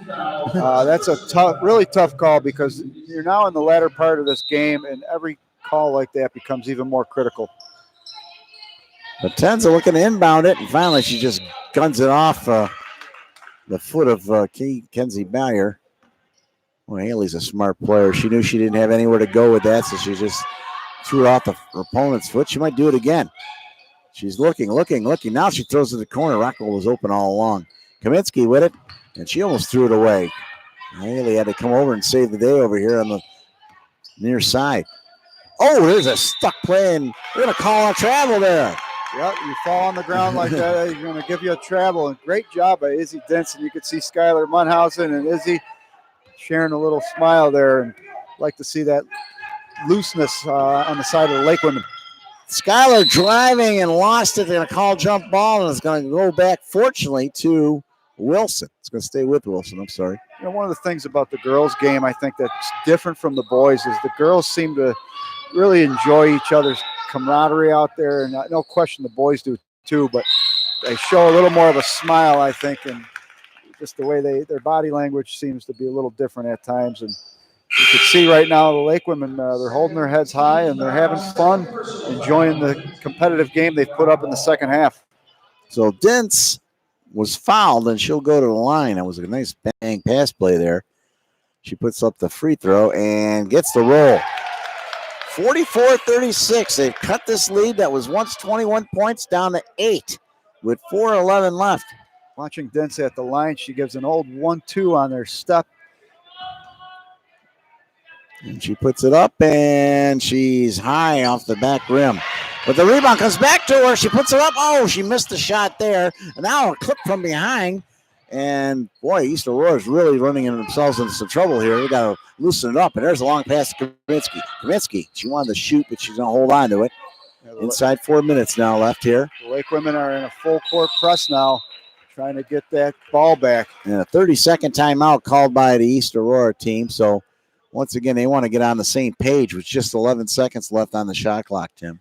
Really remarkable, though, the way that Coach Baker's been able to rally his team and make a game of this. It really seemed as though there wasn't any potential for a competitive second half, especially the way that third quarter started. It looked like more of the same, and before you know it, it was interesting because Meg Musial gets her fourth foul, has to go on the bench. They lose a lot of that speed from Musial having to go on the bench, and Coach Baker made an adjustment. He went with a couple smaller girls to help that speed out, brings that momentum back and that rhythm, and then he was basically able to insert some more size. And what I've noticed is he's got his team hustling a little bit more than they were. Their legs, maybe they just, who knows what it was, but they didn't have their legs under them for a while in this game. And I love the way that they're hustling up and down the court right now. I have to say a good 45, 50-minute bus ride to get here. But you're right, they're warmed up a little bit now, and unfortunately they're running out of time here. Potenza now looking to try to put this thing away. I still got her as the MVP. She's my MVP. And now, a mental error right there. Just something you don't see out of Haley. She looked up and the shot clock read 0. Yeah, you could see Coach Baker really excited about the fact that his team is able to now contribute some havoc in disrupting the offense that was for a while unstoppable for East Aurora, but really absent, like you said, over the last 5 minutes or so. Timmy, they can cut it to 5 points with a three-pointer. Let's see who's going to come up with it for Wilson. In the corner, they move it around once again. Driving inside, stopping and popping, missing the shot, getting her own rebound back. Oh, swiped away from Cameron Dills. Here comes Haley Potenza. Potenza's going to slow it down here, and that's a good move. Haley's going to put it right back up. Oh, she takes to the hardwood. She's down. Haley Potenza's down behind the play. She landed awkwardly on that 10 or 12-foot runner. She's holding her right wrist. Yeah, you could hear the sound when she hit the court. Just glad to see that the young lady is up and looks like she's not she's shaking it off. Not too severe where she's not even going to leave the game. So great sight to see, and especially for East Aurora, they're going to need her in the later parts of this game in order to hold off that charge that the Lake women are bringing right now. Isabella Lemke was running on the court. She almost slipped. It's slippery down there as Katie Orr slipped underneath the baseline. Now foul. Yeah, normally you see the, you got courtside assistants wiping it down, and you could be right, Mark. There could be a little condensation building up. Yeah, here comes Wilson again. Trying to get back into this now. Musall, and she threw it away, but it was tipped by Rockwell. And fortunately for Wilson, they'll hang on to it. 22 on the shot clock. Inbounding is Ferricks. She gets it in. That's Lemke. Lemke's going to let it go. Off the rim, no good. Big rebounds loose. Lemke goes after herself, and she's fouled. Lemke with a really nice second half here. She was inserted. Definitely needed her presence, especially when Meg Musial went out, and she stepped up big here in the second half. She's holding her left elbow. She took a little contact in there. She's going to inbound it. She better hurry up. Oh, punched out there. Nice play by Haley Potenza. who's shaking off an injury of her own, Tim. Yeah, this has been a hard-fought game. Both these teams have really struggled to have ball possession, and it's been a grind. And, right now it's still in the balance. So inbounding now is Ferrix. She's looking for someone. She better hurry up. She gets it in, gets it to Dents. Dents spins, turns, missed a shot again. Another easy one, missed. Yeah, Dents has had a couple of those turnaround jumpers that haven't fallen, but you could see that she did a nice job in getting that pass, that inbound pass that looked scary, like they weren't going to get it off. Wow, wicked screen set there. And a bad pass, one of a few bad passes today from Haley. She threw that one away. Wilson, the girls are hanging around here. There's a long three on the way. Oh, did not hit the rim, barely grazed the net. Well, Mark, we mentioned last night about at later parts of the game, who do you want to have the ball in whose hand? And right now, you have to be looking at Skylar Munhausen, who's had a fine second half here, who is obviously their best scorer, best shot. I mean, we do know that some of these girls, we've seen them put up the three and they have good-looking shots, but in terms of consistency, who's going to be your leader right now? I try to get the ball to Munhausen. So it's a full timeout taken here, I believe, by Brian Baker. We didn't hear the announcement on it, but I don't know who took it. I think it was Baker that took that timeout. We'll find out here. Just a reminder, the nightcap tonight following this is going to be the Lakeshore Eagles, I believe. Yes, it is. The Lakeshore Eagles versus the City Honors Centaurs. Do you know what a centaur is? It's a half person, half horse. Yes, indeed. A little Greek mythology there. Well, there was a question you were online. You were paying attention in college, I see. No, I just looked it up. There was a question online whether a female could be a centaur, and I never did find the answer on that. But and I don't think you ever will either. Lady centaurs are they've got a all Western New York player on that team that we'll talk about more in the second later in this game. But they're down below us right now. They're real interesting matchups. This game turned out to be the thriller we thought. It just didn't. The way the game shook out was a lot different than I think anybody expected in this gym. I thought this game would be a lot closer than it did. You're right, Tim. It never materialized, but the Wilson girls are hanging in there. 2:16 remaining. They'll bounce pass it in for East Aurora, and that's Haley with it. Here comes Potenza. Boy, she could break a press all her own. Great dribbler for the sophomore. She's got 2 more great years here, and she flipped a pass that was dangerous in the paint. It was picked off, and here comes Munhausen on the run.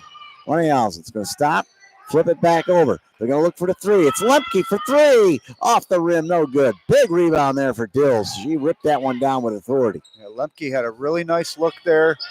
She just missed that 3-point shot. So there goes Potenza behind the back, and now she crosses over on a nice dribble there. She's got Byer on her. 14 against 33 here. Haley with 10 seconds left on the shot clock. Lemke went for the steal, missed. Katie Orr puts up the shot, and she missed it.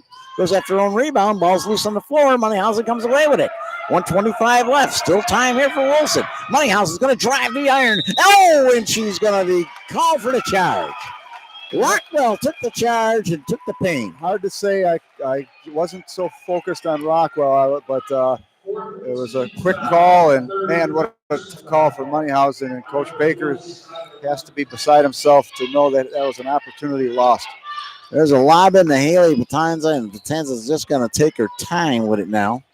Mark, you think about controlling the ball and taking care of the ball. The Lake women had such difficulty with that early in the first half, but done a fine job. And if anything, they've got the better ball handling, and they've been able to strip the ball from the East Aurora Blue Devils more in the second half. So really a fine overall performance. And should they not be able to secure the win here or get out of this gym with the win, at least Brian Baker can know that he had a solid second half performance from his girls. I think it was a combination of that, Timmy, and maybe a little bit of East Aurora letting their foot off the gas pedal a little bit. And they kind of got lackadaisical. They didn't score for 4.5 minutes. They scored 1 point in 4.5 minutes, and they were on the bottom side of a 13-4 run.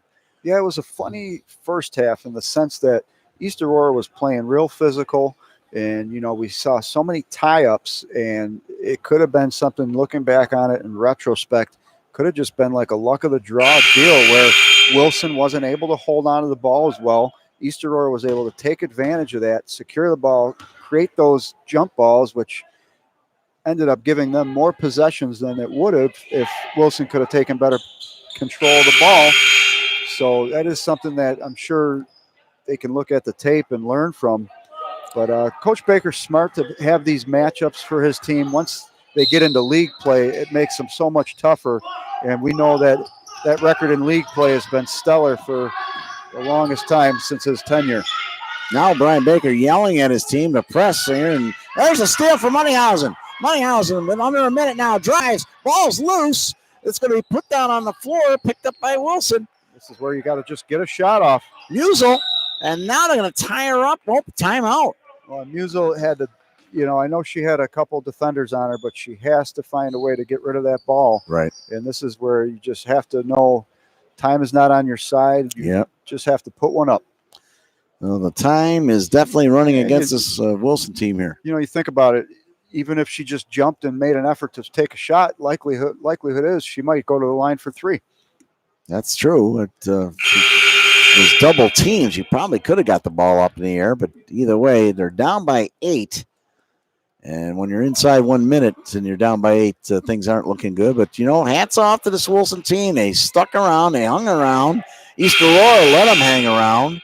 And they took advantage of some of the shots. Well, what's really going to hurt them, Tim, I think, in that long run, they just couldn't make those easy baskets in the paint when they had the opportunity. Yeah, and Wilson held East Aurora so far in this quarter to just 1 point. So, I mean, defense has been really solid for the Lake women. Now they got to throw it in. They better hurry up. They throw it in, and, she throws it away. And it's been one of those type of things, too. We forgot about to mention the turnovers, and finally coming over and stopping Aurora was number 4, of course, one of the smarter players on the team, Skylar Moneyhausen.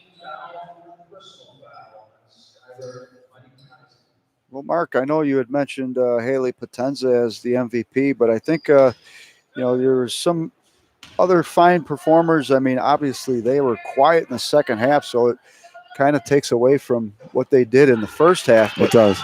Someone's got to earn it should they come out of this game with a win, and it looks like that's going to happen. 44.7 seconds left. First free throw was no good. Second one is good. Katie Orr's had a decent game. Cameron Dills has played well, but hasn't shot very well. Orr's had 7 on the day, and Kate Rockwell has had 9 points on the night. Well, it's a 9-point lead, but time running out on the Lady Lakeland here. And once again, there's Haley sweating another ball out of bounds. Yeah, she really is a gamer, and when she hit that court at wrist, it showed you how tough she was, because that was a solid fall that she took. Could have broke her wrist, but she shook it off. She is a tough kid.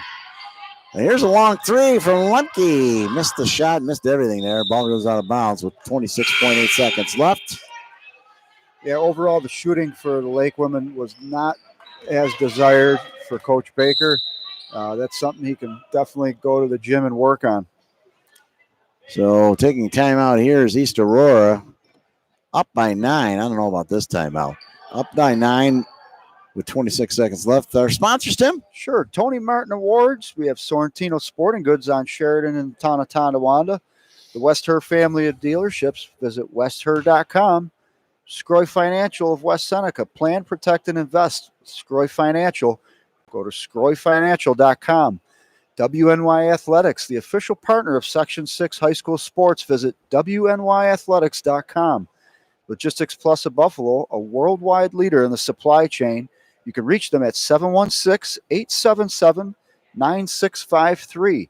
UBMD Orthopedics, with locations throughout Erie and Niagara counties. And G&G Fitness, visit livefit.com. Well, 45-36 to score here, and believe me, about half an hour ago was nowhere near this close, but a nice comeback here for this Wilson team. Brian Baker has got 200 wins under his belt, and he shows you why he never gives up, and that's a mark of a good coach. Sure is. And, one of the things that Coach Baker does is he prepares his team, like I said earlier, for league play by creating these tough early season matchups, and no doubt about it, getting them battle tested. And now they're going to foul Anna Brinker. And Anna wasn't too happy with that foul. She got nailed. She runs up to the free throw line. You know, someone who was quiet tonight for East Aurora was Isabella Weir. Bella Weir had a great game in that finals last year against Southwestern. She had 15 points, and she was a real difference maker in that game. So not quite sure if she's 100% tonight. Is she even on the bench? First free throw is good. I don't see her over there on the bench there. Yeah, it's a good point. I'm not sure what her situation is. If she's listed on the roster, but you never know. Second free throw on the way. Brinker missed the shot. The rebound to Moneyhausen. And it's just a matter of time now before this game expires on Wilson. A gallant effort here from the girls. Down by 10. Lemke is going to put up the shot. Make it a nice running 10-footer.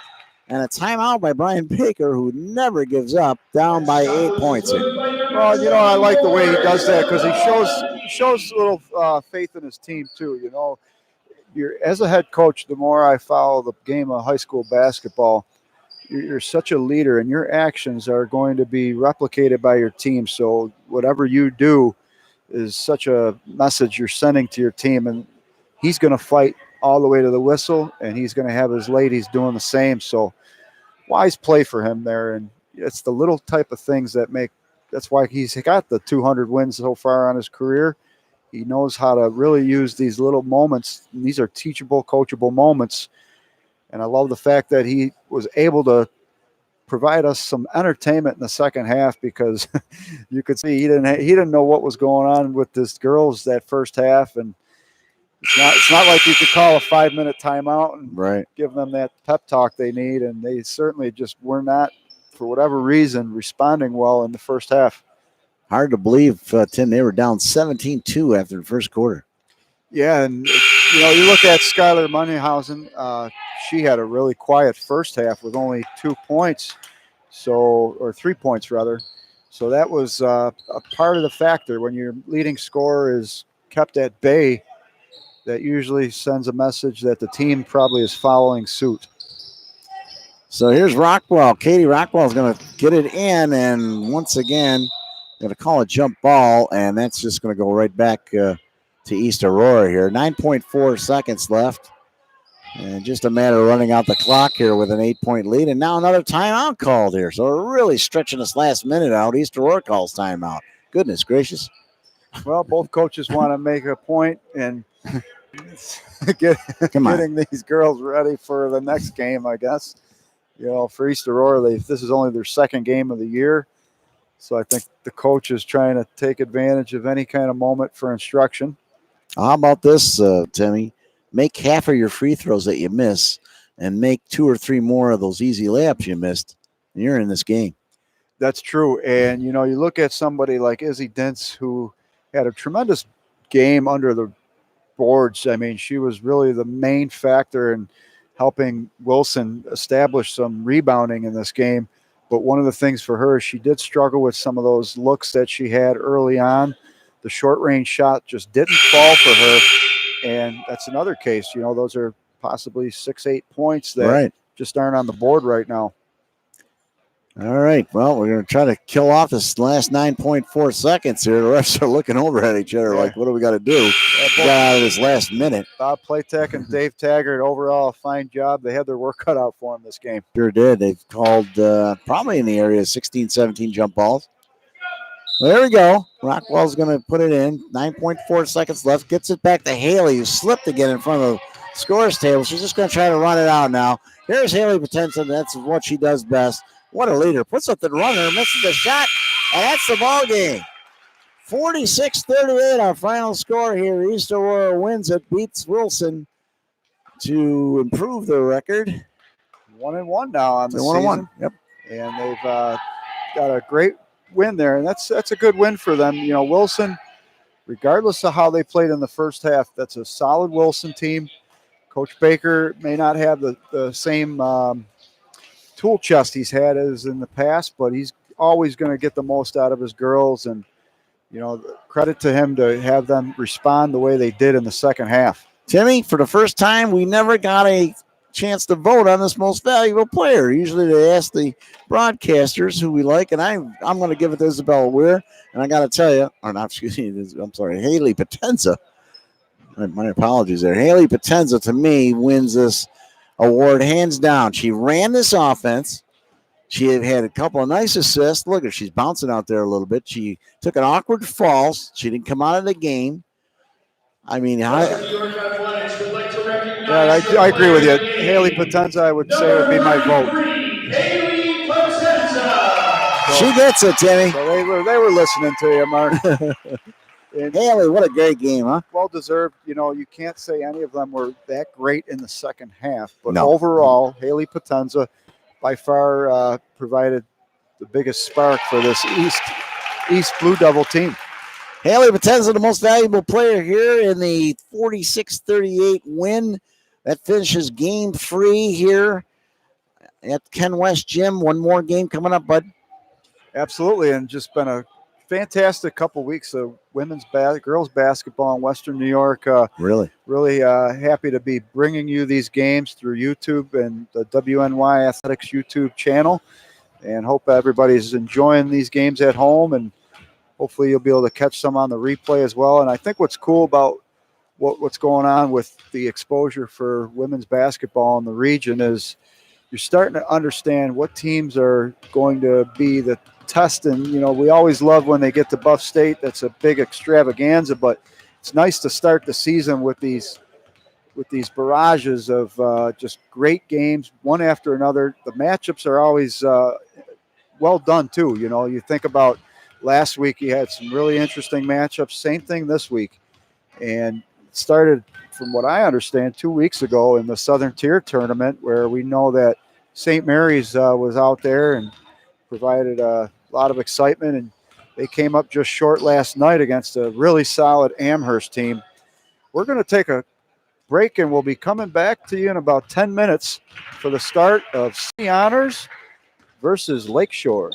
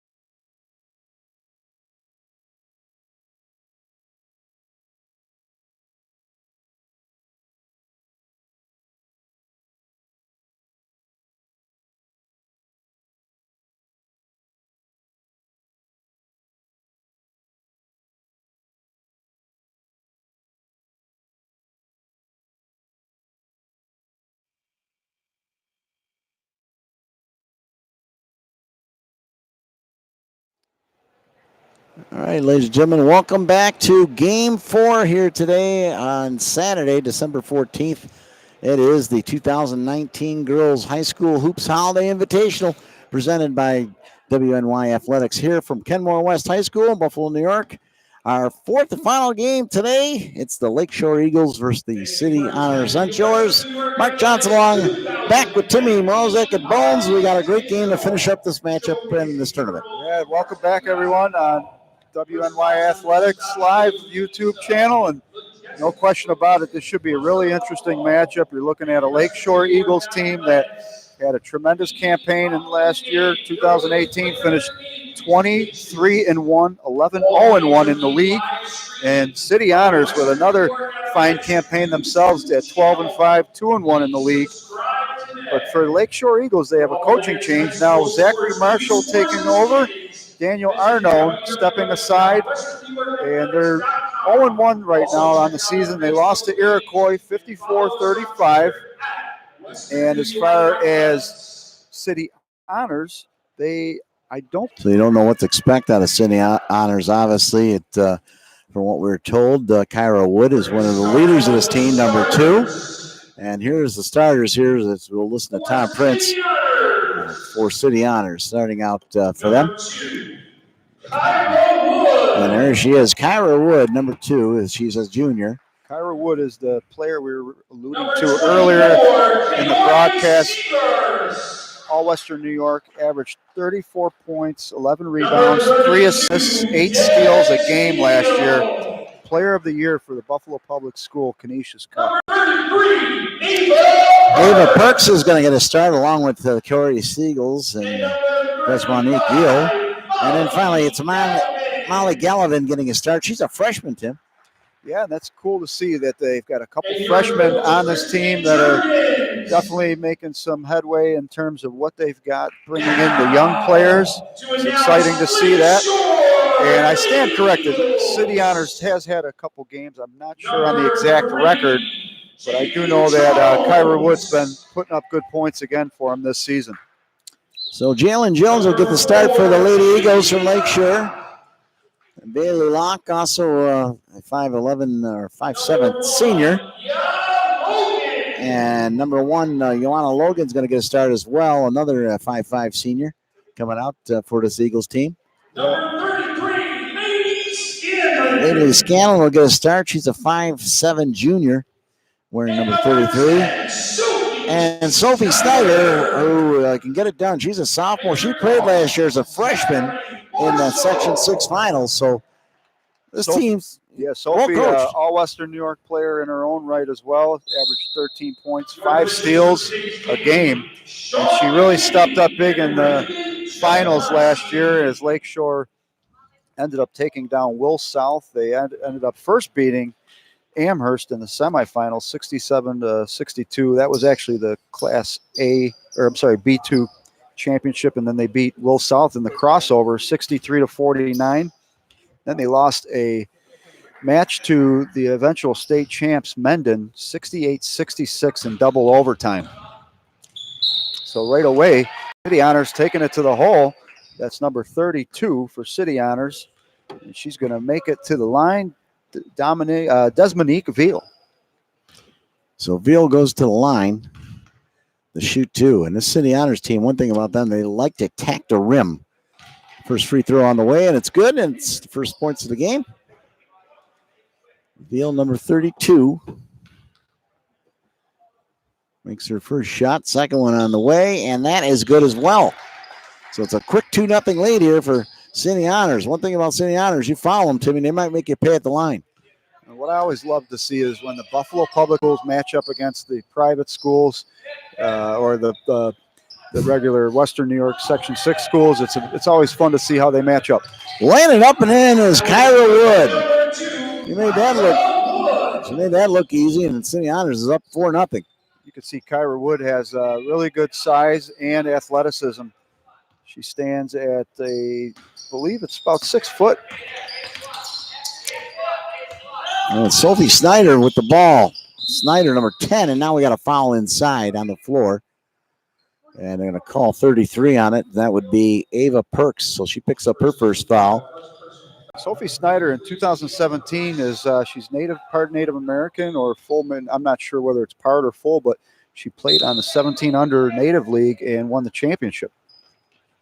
So some good winning experience there as inbounds the ball. The Eagles versus the Centaurs here from Ken West in our final game of 7 games of this great holiday tournament. Driving inside is number 3, Jones. Puts it up and in. Really nice looking drive by Jones there. So back comes City Honors. It's Perks with it. Slowly taking the ball up the court, number 33. Flips it over to Seagars. Back to Veal. They move the ball in the corner and now spun out and losing it out of bounds over there on the far side was Seagars. So Lakeshore takes it over on the turnover. Down 4-2. Here come the Eagles. Jones with it still. J.C. Jones puts it up and couldn't get the roll to go. Snyder and Veal, and then finally reaching in. And all going to call double dribble. Call a carry on Veal there. Yeah. She did a nice job taking the ball away from Snyder, but just a little bit too fast out of the gate after that turnover. So Jones inbounds to Snyder. Number 10 makes her move. Cuts inside. Gives the ball inside to big, and I mean big, Laney Scanlon. She's going to have a tough, tall order today against her counterpart out there, Keller Wood. Yeah, and Scanlon does a nice job moving up and down that court, and she provides a great low post presence. 4-2, City Honors out in front here as we're just underway. Game 7 of this tournament. Kicking the ball around as City Honors. Galvin with it. Gets it over to Wood, and let's see, we got a call inside, it looks like. Well, Mark, so far you can see these are 2 evenly matched teams. They play a little different styles, and we're still seeing how that's going to play out for both teams. But right away you could see both teams very game and looking to put up a good fight in this contest. And foul stepping back and right around her opponent, puts it up and back in. Wow, that was an easy basket there. Kyra Wood missed her first shot, made the second one look easy. Yeah, for Lakeshore, they've got to get more hands on deck when it comes to trying to get that rebound. She was able to get that with relative ease. Some nice moves by Jones as she cuts in, puts it off the glass, no good. Rebounds right there. Scanlon has it taken away. What a nice play there. Veal on the run. Veal give it to Perks. And they're going to call a foul on the floor here before the shot. Right away, you can see Desmonique Veal is another strong performer early in this game. She's creating a lot of defensive havoc for the Lakeshore Eagles. So number 30, Evie Gardner checks in for City Honors. She's a 9th grader. So we got a couple of freshmen on the floor here for City Honors. Long range shot. Perks off the back rim. No good. It's still loose. And Snyder comes up with a nice rebound. Sophie Snyder running and gunning, finds Jones. Jones once again, and I got to tell you, Timmy, it's a couple times on this end of the floor. We've seen players slip. Shot goes off the rim. And look out, here comes City Honors on the run. Perks gets it back inside. A little skip move there. And Molly Gavilan. That's good for 2 from number 35, Molly Gavilan. That gives the City Honors Centaurs an early start to this game, leading 8-2. You know, back to your point about them slipping in that area of the paint, you have to wonder if it has something to do with the paint. I know in terms of boxing, a ring, a lot of times a fighter will slip on the area that's painted, and it does seem like most of those slips are occurring right inside that paint area. So perhaps there's something to do with the fact that it might be a little different texture there, but nonetheless, we are seeing some slippage going on in that area. Not only that, but right in front of the scorers table, too. We've seen a couple of slips in a couple of the earlier games today, but you never know. They did have a machine out here actually stripping this floor and cleaning the floor before the first game this morning.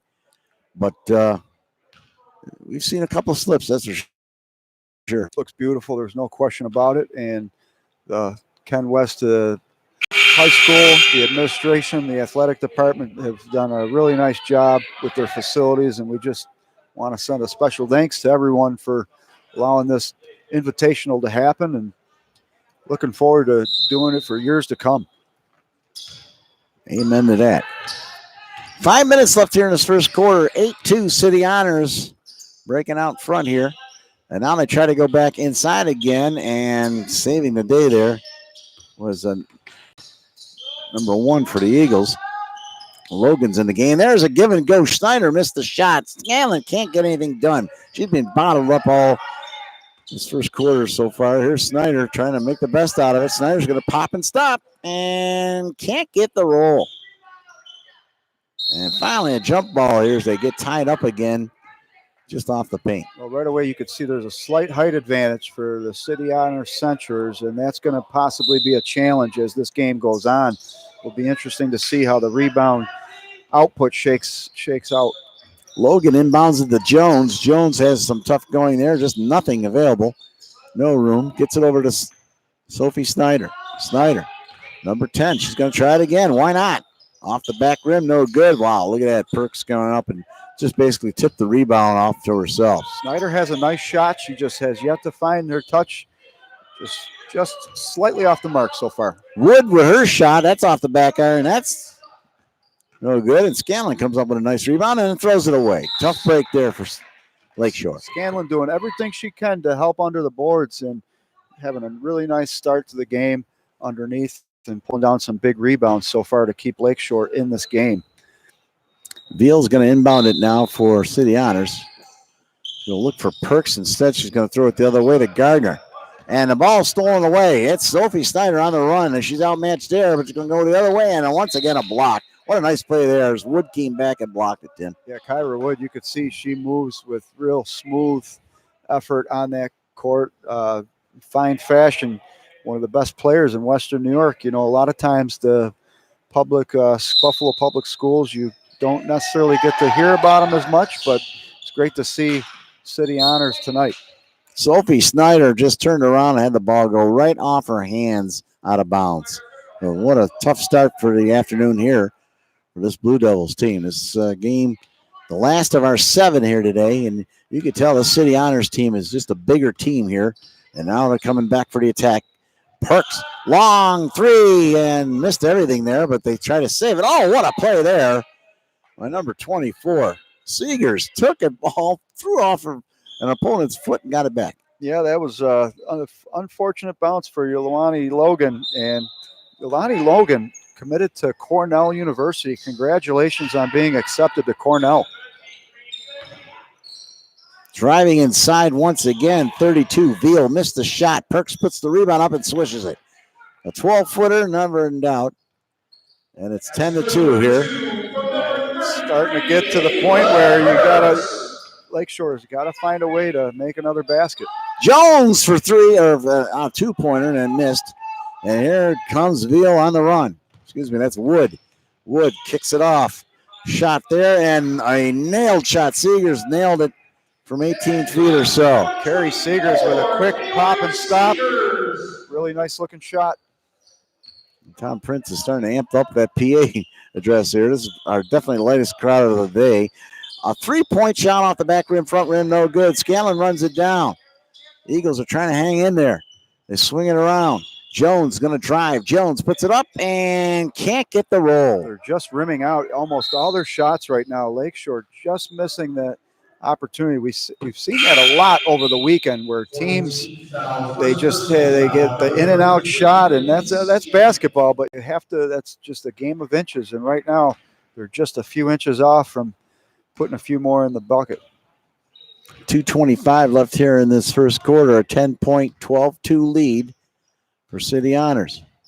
As Perks brings it up, gets it over to Veal. Veal shakes and bakes, gets it to the corner. There's another 2-pointer on the way, and an easy rebound for Wood, and she'll put it up and in. Yeah, you could see Lakeshore very concerned about fouling underneath there, but they do not have anybody boxing out, and the size disadvantage is not really helping them right now. Major deficit with a couple minutes to go in this first quarter, 14-2. You know, Lakeshore they're definitely missing the Cornfield sisters. We know Lonnie and Shawnee Cornfield were major contributors on this championship team last year. And you figure they lost in double overtime to Mendon, who ended up winning the state title. That easily could have been Lakeshore in that position. But nonetheless, the Cornfield sisters have elected to move on to a prep school out in Connecticut. So they transferred to Putnam Science Academy. And that's just a major loss that you really can't rebound from. Both of them all Western New York.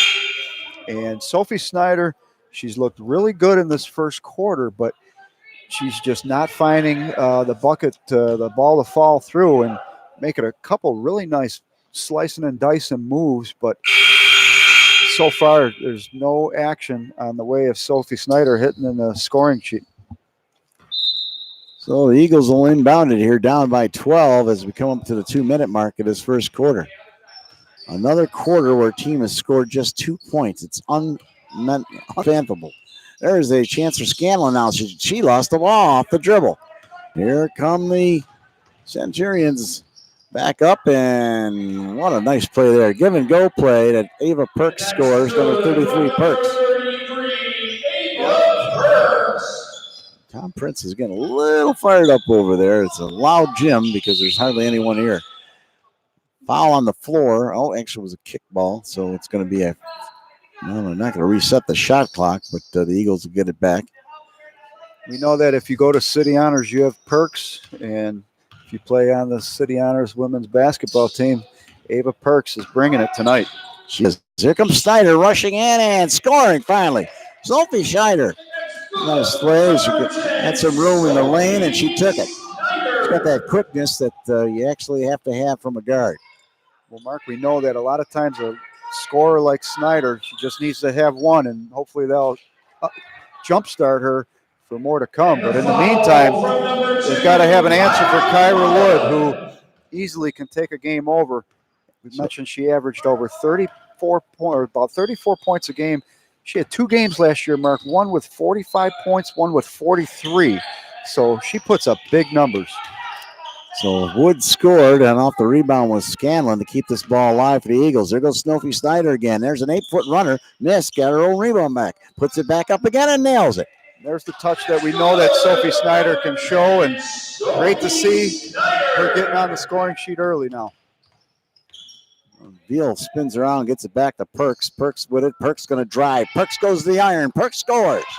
What a nice play there. Perks. You could just see Lakeshore has no intent in contesting that shot. They have to get a little more physical. Otherwise, City Honors is going to dominate this game because City Honors is playing really aggressive offensively, driving to the hole, and they have to find a stop for that. Last shot here of the quarter is Sophie Snyder running out of time. Gets the block set up, screen, puts it up and nails it.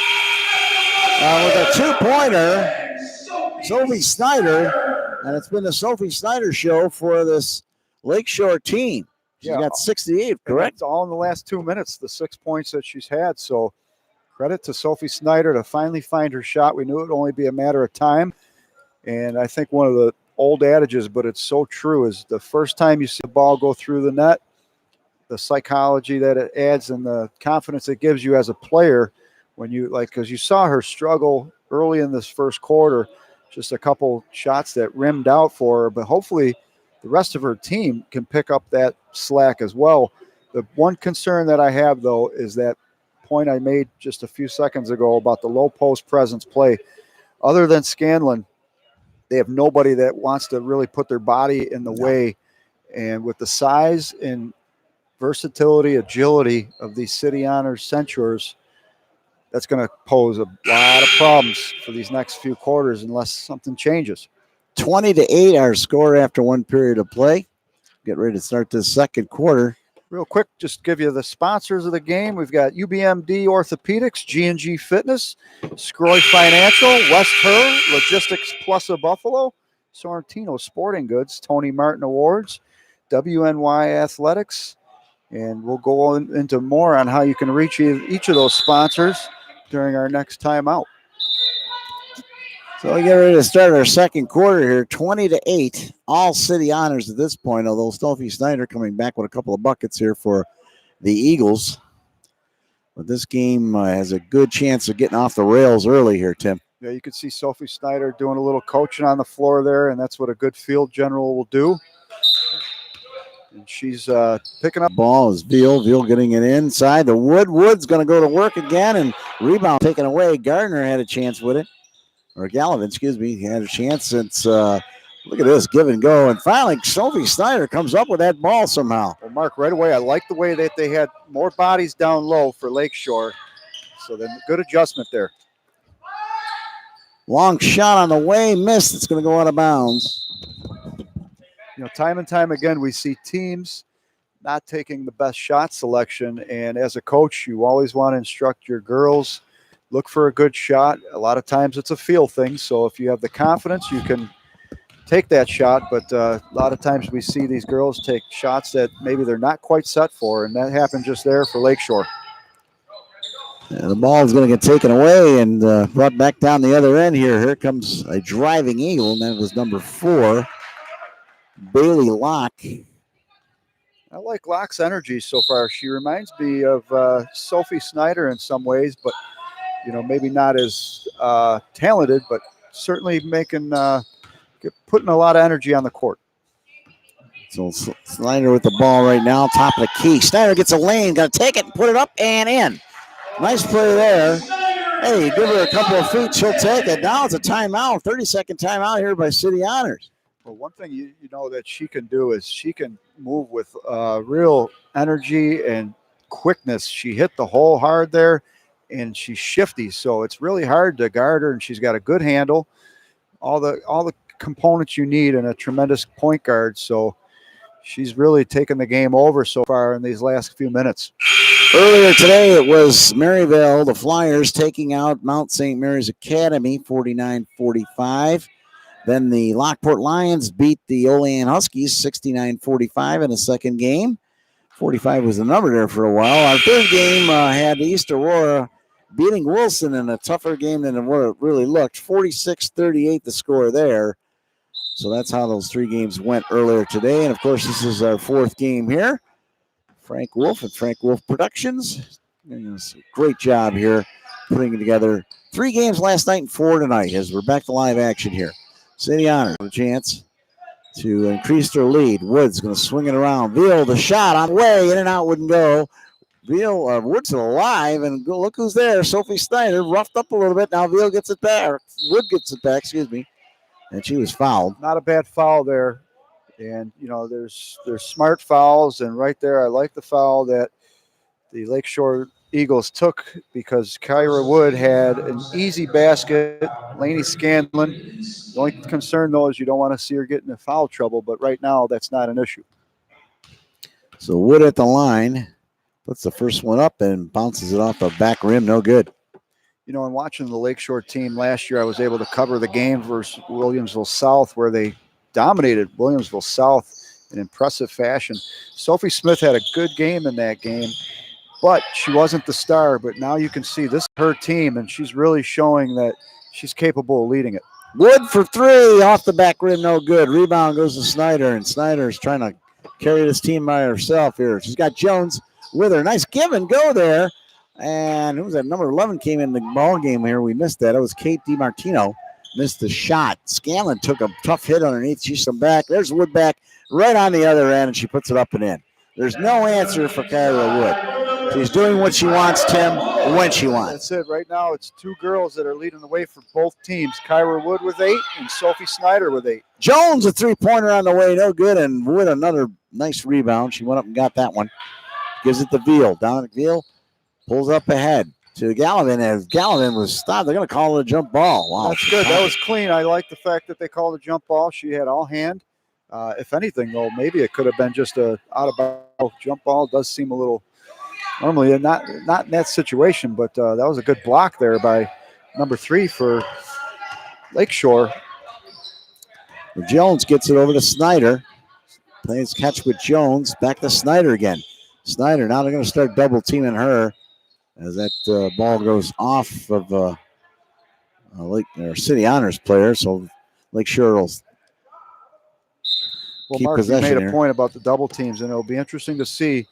what girls step up, because we all know there's going to be more opportunities for other girls on the team. Almost a steal there, but Jones saves the day for the Eagles. Sophie Snyder with it. Snyder over to Jones. Jones had to reach up and grab that pass. Now they double team her, putting it down lower. That's number 24 in the game now, Mackenzie Walker, and Walker loses the ball out of bounds. Yeah, you could see right there, Kyra Wood, just a real roadblock there for the Lakeshore. They can't really get past her defense. She's really solid and playing a great game. And we know that last year averaged 8 steals a game, Mark. That's unbelievable. A very small lineup right now for Lakeshore. They're paying a price. Wood goes back to the rim, missed a shot. Ball's free, loose. It's going to go back over. It's going to stay with City Honors. Scanlon on the bench right now. That's their only big man, and it's unfortunate. Bailey Locke's going to check back in for Mackenzie Walker for Lakeshore. They're up against it now, down 22. Let's see, it's 12-point lead. There's Wood. Some contact in there. Now we're going to flip it back to Veal. Veal's going to spin around. Veal's going to stop and pop. Missed the rebound by DiMartino. A nice play there. And on the run now is Jones going to put it up and lay it in. Nice play, Jaden Jones. It's a great play by Jaden Jones in transition, and that's what they're going to need to do periodically when they get that look. Sophie Smith with a nice outlet pass. Perks comes right back down, lays it off the glass and in. What a play. She took that ball from center court, drove it in there easy. Ava Perks really coming on herself with now 8 points as well. And he passed down. It looks like it's Logan. Now it's a quick shot inside by Logan, who missed it. And then once again, here comes City Honors on a run. That's Veal, puts it up, missed the shot. Rebounds loose. Sophie Snyder knocked it out of her hands, out of bounds. Well, one thing Lakeshore has to do, they have to out-hustle City Honors. City Honors has the size advantage. They need to use their size and speed to negate that size advantage and get down quick. And right now, it's a stalemate because City Honors is running the floor at equal pace. But hopefully Lakeshore can get that changed, because it would really help this game become a little bit closer. A long three on the way, off the back rim, no good. Rebound comes right back to City Honors, but feeling it away the other way. Oh, they throw it back away in a pin again. Look who picks up the loose change. Number 30, Evie Gardner. And that's good for number 30, Evie Gardner. Talutz is in the game as well. Bryn, number 23 for City Honors. So they're going to their bench a little early here. 26-12. Jones cuts back inside, stops and pops the 8-footer, misses it. Ball's brought back out. Look at this. Nice lead pass from Perks. And she tried to get it to one of Lengowitz, and once again, a reaching foul here. David Perks got her on the shoulder, it looked like. But, you know, when you look back on that last play, if it wasn't for Sophie Snyder, she was the only one to really get back in time. Fortunately, she's been able to do it at both ends of the court for Lakeshore. Otherwise, this contest could be even further divided. So Jones with it now for Lakeshore. She puts it back the other side. Scanlon's back in the game. So kicking a good ball movement here by the Lady Eagles. Sophie Snyder's going to drive, put it up, and this time, no. It was Wood that knocked her down, and Sophie took a shot. She's headling a little bit. Back on the other end. Nice play there. 24 Seegers, and that's a timeout. 28-12 with 2:55 remaining here in the second period. We're going to take a real quick break. We'll be right back.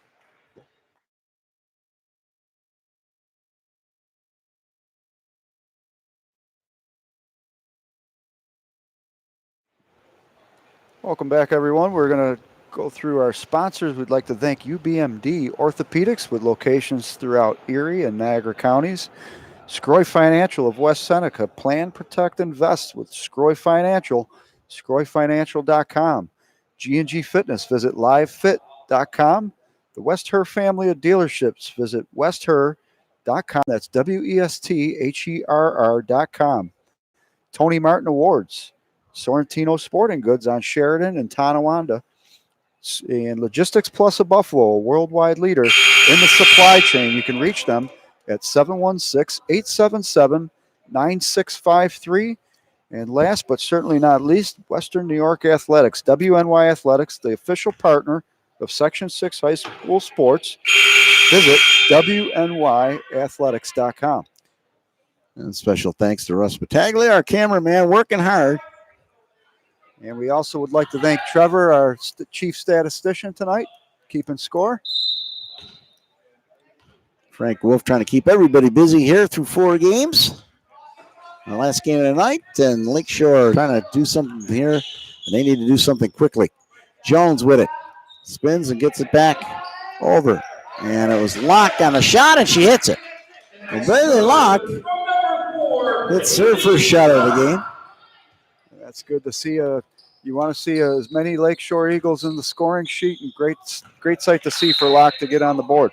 There's a throwaway, an unusual throwaway as Veal is looking for someone cutting through the paint. No one was there, so the Eagles get it back. It's always a big thing to see as many people get on the scoring sheet. Right now, 6 different city honor censures, and so far for Lakeshore, really only 3 girls on the score sheet. Here's a steal for the City Honors. They give and go, and they up and went. There, that play never got started. There to Snyder, and Snyder missed the shot. She could have probably walked right in the rim.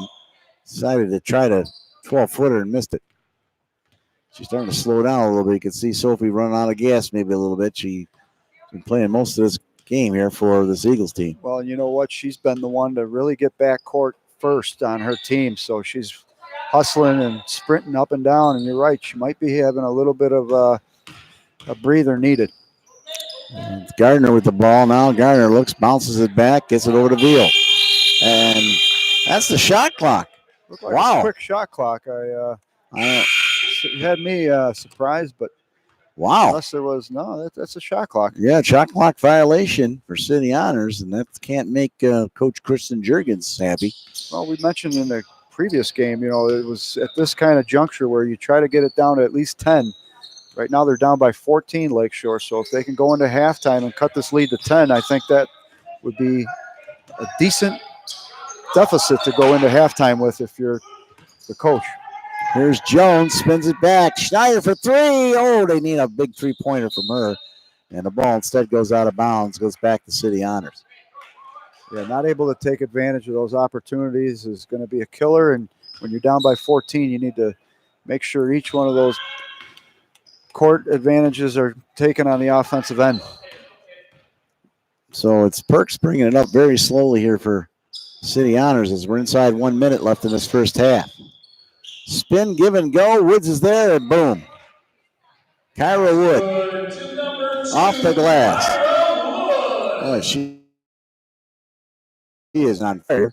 Scanlon passes up to Jones. Jones going to cut inside. Now foul before that. No, we're going to call it the other way. Well, we know that Kyra Wood averages about 8 steals a game, and she really hasn't had to go into the direction of pickpocketing yet, but she's really, you could see, just great all-around player and someone who could be playing at the next level for certain. Perks with it now. Center court's going to flip it over.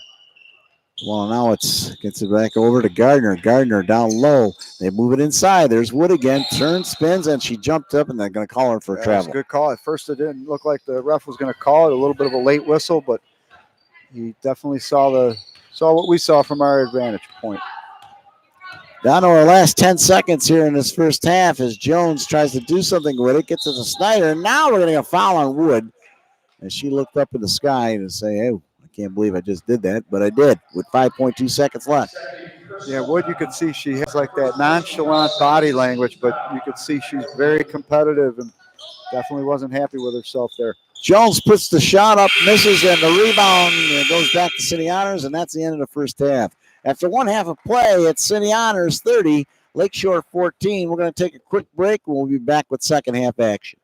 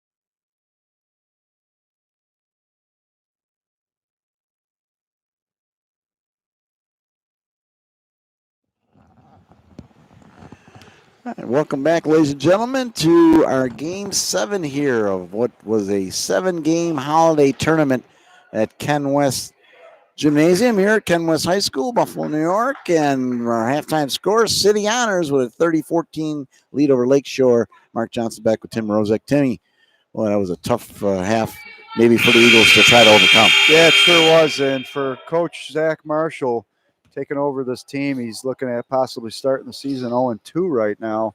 And they, to their credit, though, they're looking like they're just outsized and outgunned. At this point, they're going to need to have a full intensity and 110% effort by their girls to get back into this game. Wood with it outside for City Honors. She's going to flip it back to Perks, who's had her way. And, there's a strip job down low. Nice play. Who else? Sophie Snyder. Snyder tries. Nowhere to go against Wood. Brought it back outside the Jones. Swung it back out to Snyder. Lets it go and nails a three. Sophie Snyder with a three-pointer to start the half. It's a great sign to see. And it's, down by 13. We know what happened in the Wilson game. They were down to get someone hot on the team, and no better player than Sophie Snyder. Seegers, and she throws one away. Jones picks it off, and she's going to have to try to go in up against. And gets the roll off of Wood. Wood looked like she had her covered, and she stuck on the other hand layup in there. Using a great arc on that shot to avoid the block because, like you said, Kyra Wood was coming strong. Eagles on a 5-0 run to start this half. 30-19. Veal with it. Veal shakes. Nowhere to go there. Some good defense here from the Eagles. Perk's going to let a three go off and almost out of play. And actually a nice save there. Really nice job by Lakeshore boxing out there. Jones with a nice pass inside. And that is Logan. Spun it back out. Snyder again. Off the rim. Boy, she hits that one. Look out. And it's a 3-on-2 now for City Honors as Wood drives back in and missed the shot, but she was fouled by Jones. Yeah, that's really hard to contest a shot by Kyra Wood, who has a few inches size advantage over the entire Lakeshore defense. But credit to Jaden Jones. I like her tenacity. She shows a lot of spunk. She's picking up where she left off in the first half. So Wood at the line puts it up off the back rim, no good.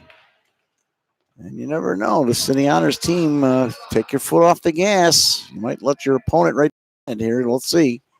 Wood back, second free throw. That's no good. Rebound goes strong. No, the Veal. Veal goes back up underneath, puts it up and in. Really nice, like you said, really strong. Great job by Desmonique Veal, working hard underneath. So Jones swings it over to Locke. Back to Jones. Bailey Locke is in the game, number 4. There's Scanlon setting a screen. Jones puts the shot up, missed it. Rebounds loose. Locke was fortunate there. Another nice job, though, by Lakeshore, boxing out underneath and giving themselves a real opportunity to pull down the rebound. So the Eagles try to get something done here. There goes Snyder laying it up. Oh, she had a nice chance for a layup. And here comes City Honors. 2-on-1. Driving and putting it up, missing the shot. Rebounds loose. Oh, and they're going to say Jones was out of bounds when she picked up the ball. That had to be by about a half an inch. Well, you mentioned about Sophie Snyder maybe being gassed in that later part of the first half, and you can see the legs look fresh right now for Lakeshore as they've been able to get down court, up and down court with really good speed.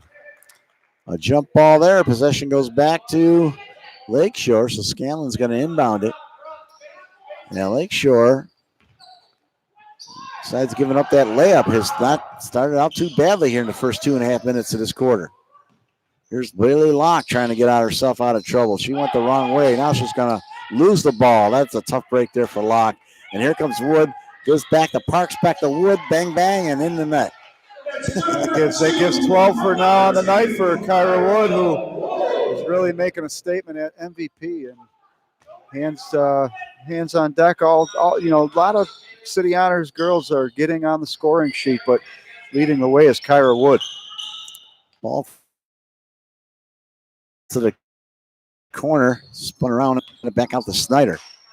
Scanlon up top. Wood's on her. Nowhere to go there. Oh, Scanlon draws a nice goal. There's a look like a walk. There go.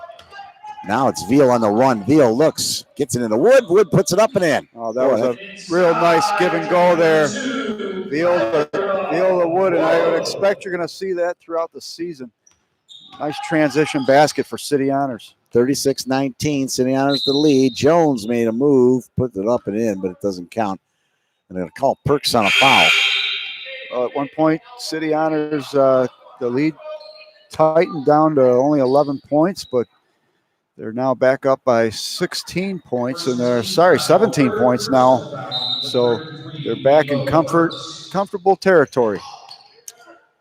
So Snyder has the ball here. That foul was on Perks. That's her second. Snyder drives, puts it up and in.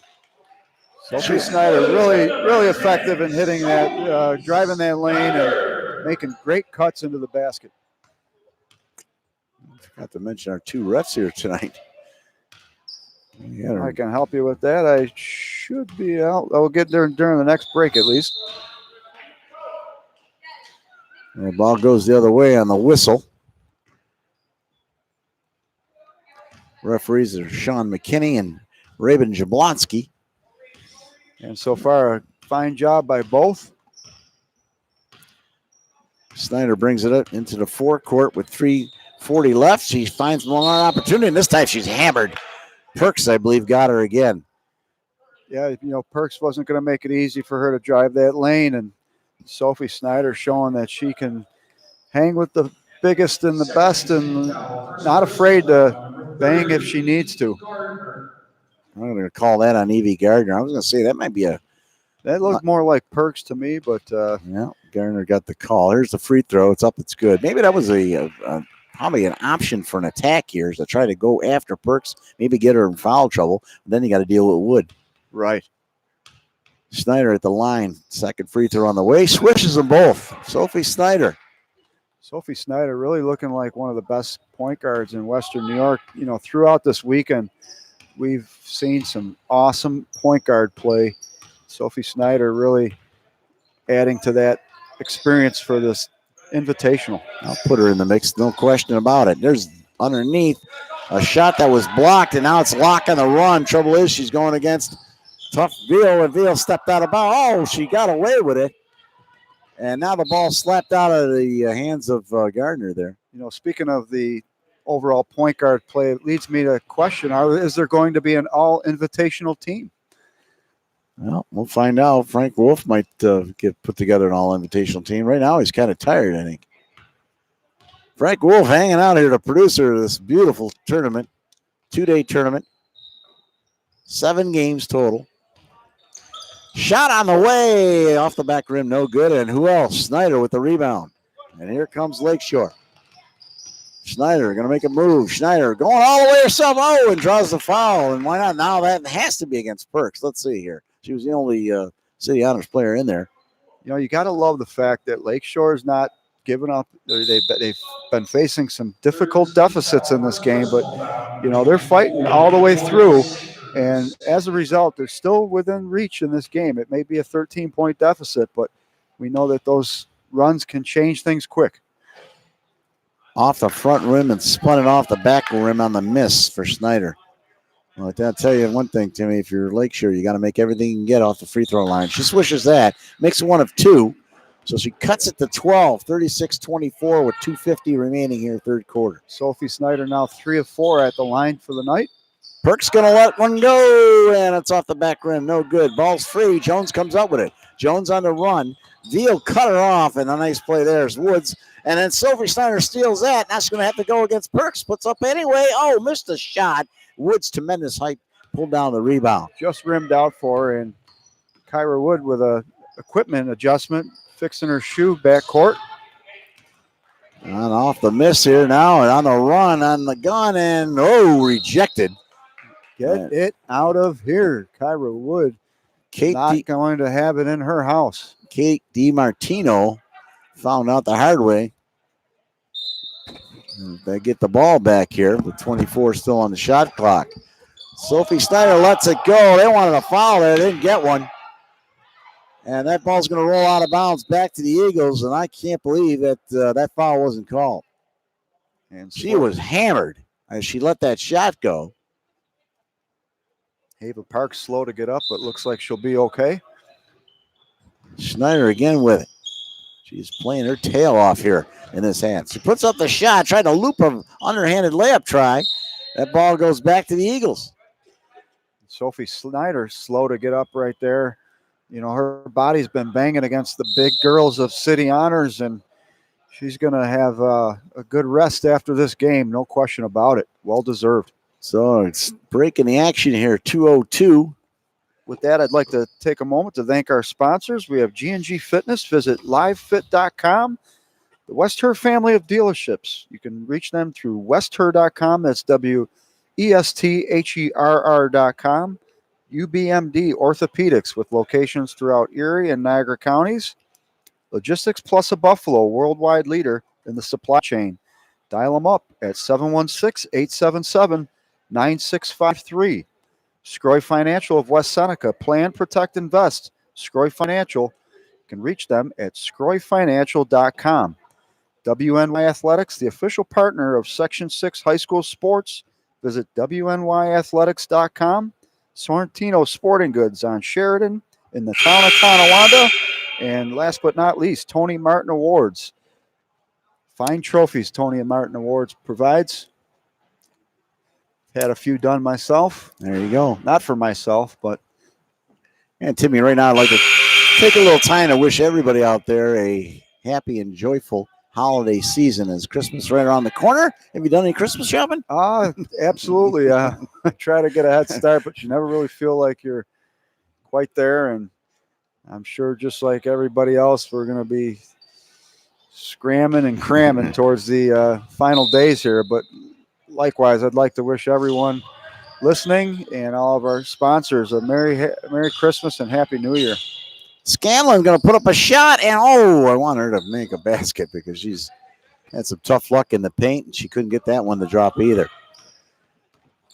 On our last minute 45 here in this third quarter. Veal takes a couple extra steps, got away with that. And now a foul inside. Well, you know, Lakeshore's outscored City Honors in this quarter. City Honors with 6 points so far, and Lakeshore with a total of 10. So Lakeshore's had the scoring advantage, but still the gap remains at 12 points.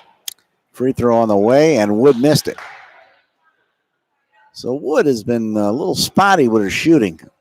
Pretty solid underneath in the paint, but from the free throw line, she might need some work. Mark, I mentioned 6 foot, but I think she's probably a little taller. Don't have the exact numbers, but I'm going to say about 6'2". Nice pass from Snyder into Jones. Jones puts it up, couldn't get the drop, and finally Scanlon lays the lumber inside. Yeah, big collision there with Wood and Scanlon, and glad to see Wood's okay. Perks has it now as Wood finally joins the play. Just 2 other teammates on the bench for City Honors. They only have 7 players.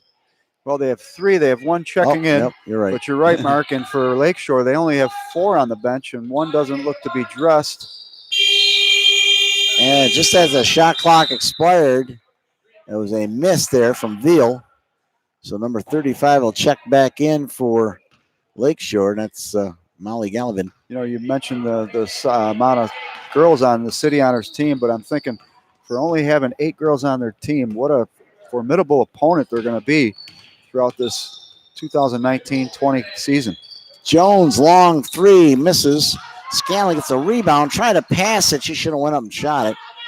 Instead, the ball's loose and finally picked up by Perks. Perks is going to take a step, then dribble. She got away with another one there. Inside, look at that. Woods, it's just too easy. Wood underneath makes the Eagles pay. You know, you think about a lot of the young talent that's going on in Western New York girls basketball, and we've been able to see that talent over the last couple weeks. Jones goes up and misses the shot. Scanlon with the rebound, tries to dribble her way out of it. Time running out here, 13 seconds. They're going to call jump ball, and it's going to go back to City Honors. Tough break for the Eagles there. You've got Kyra Wood, 11th grade, so she's going to have 1 more year under her belt, or 1 more year to gain under her belt. And you're going to see the next few years, it just seems like girls basketball keeps getting better and better, and these tournaments and invitationals really showcase the talent well. Perks let the shot go from 3-point range, missed it, and then Snyder got the rebound, and she was fouled.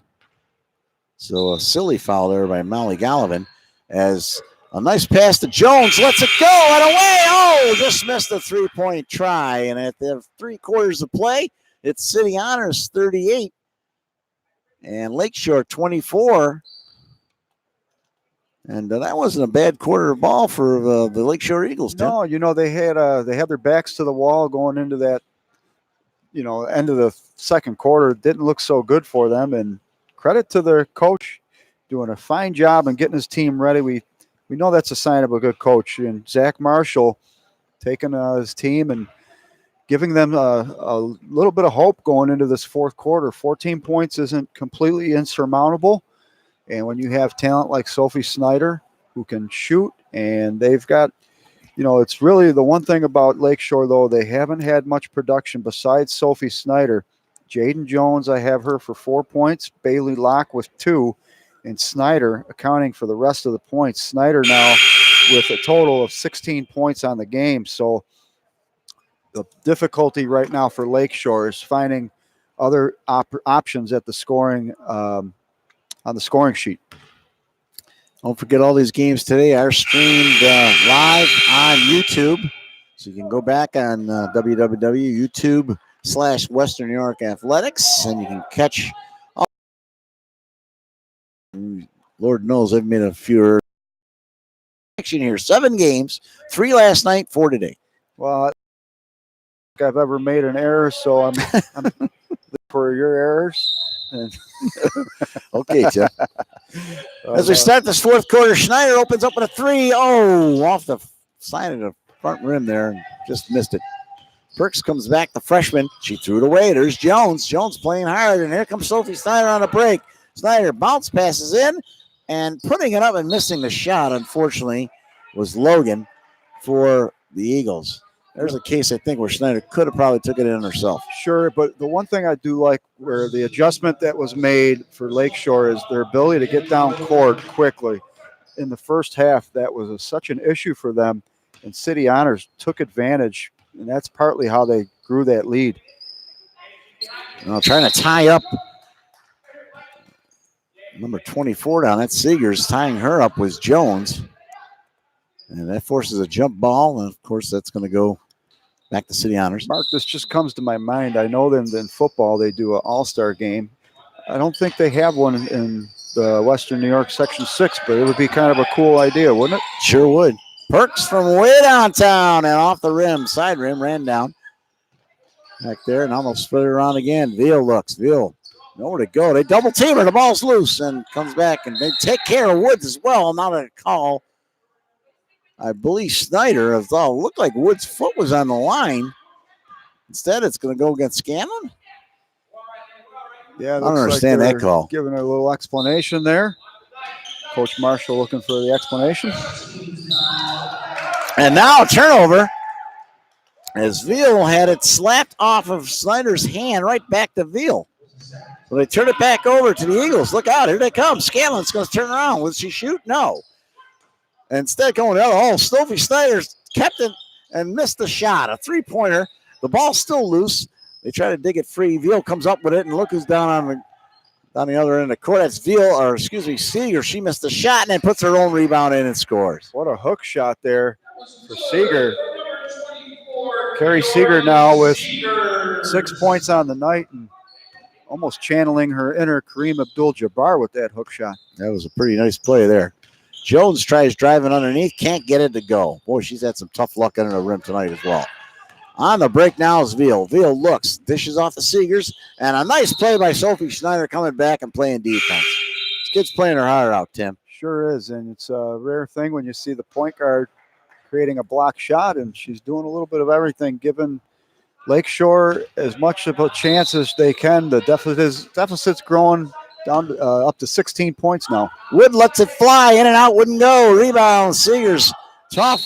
and they strip it, and it's going to be a jump ball, and it's going to go back to the Eagles. And probably a little poetic justice there because that was a nice little play transition you there. can see where the Lakeshore Eagles are really missing additional threats. You know, so far it's been the Sophie Snyder show, and that's been about it.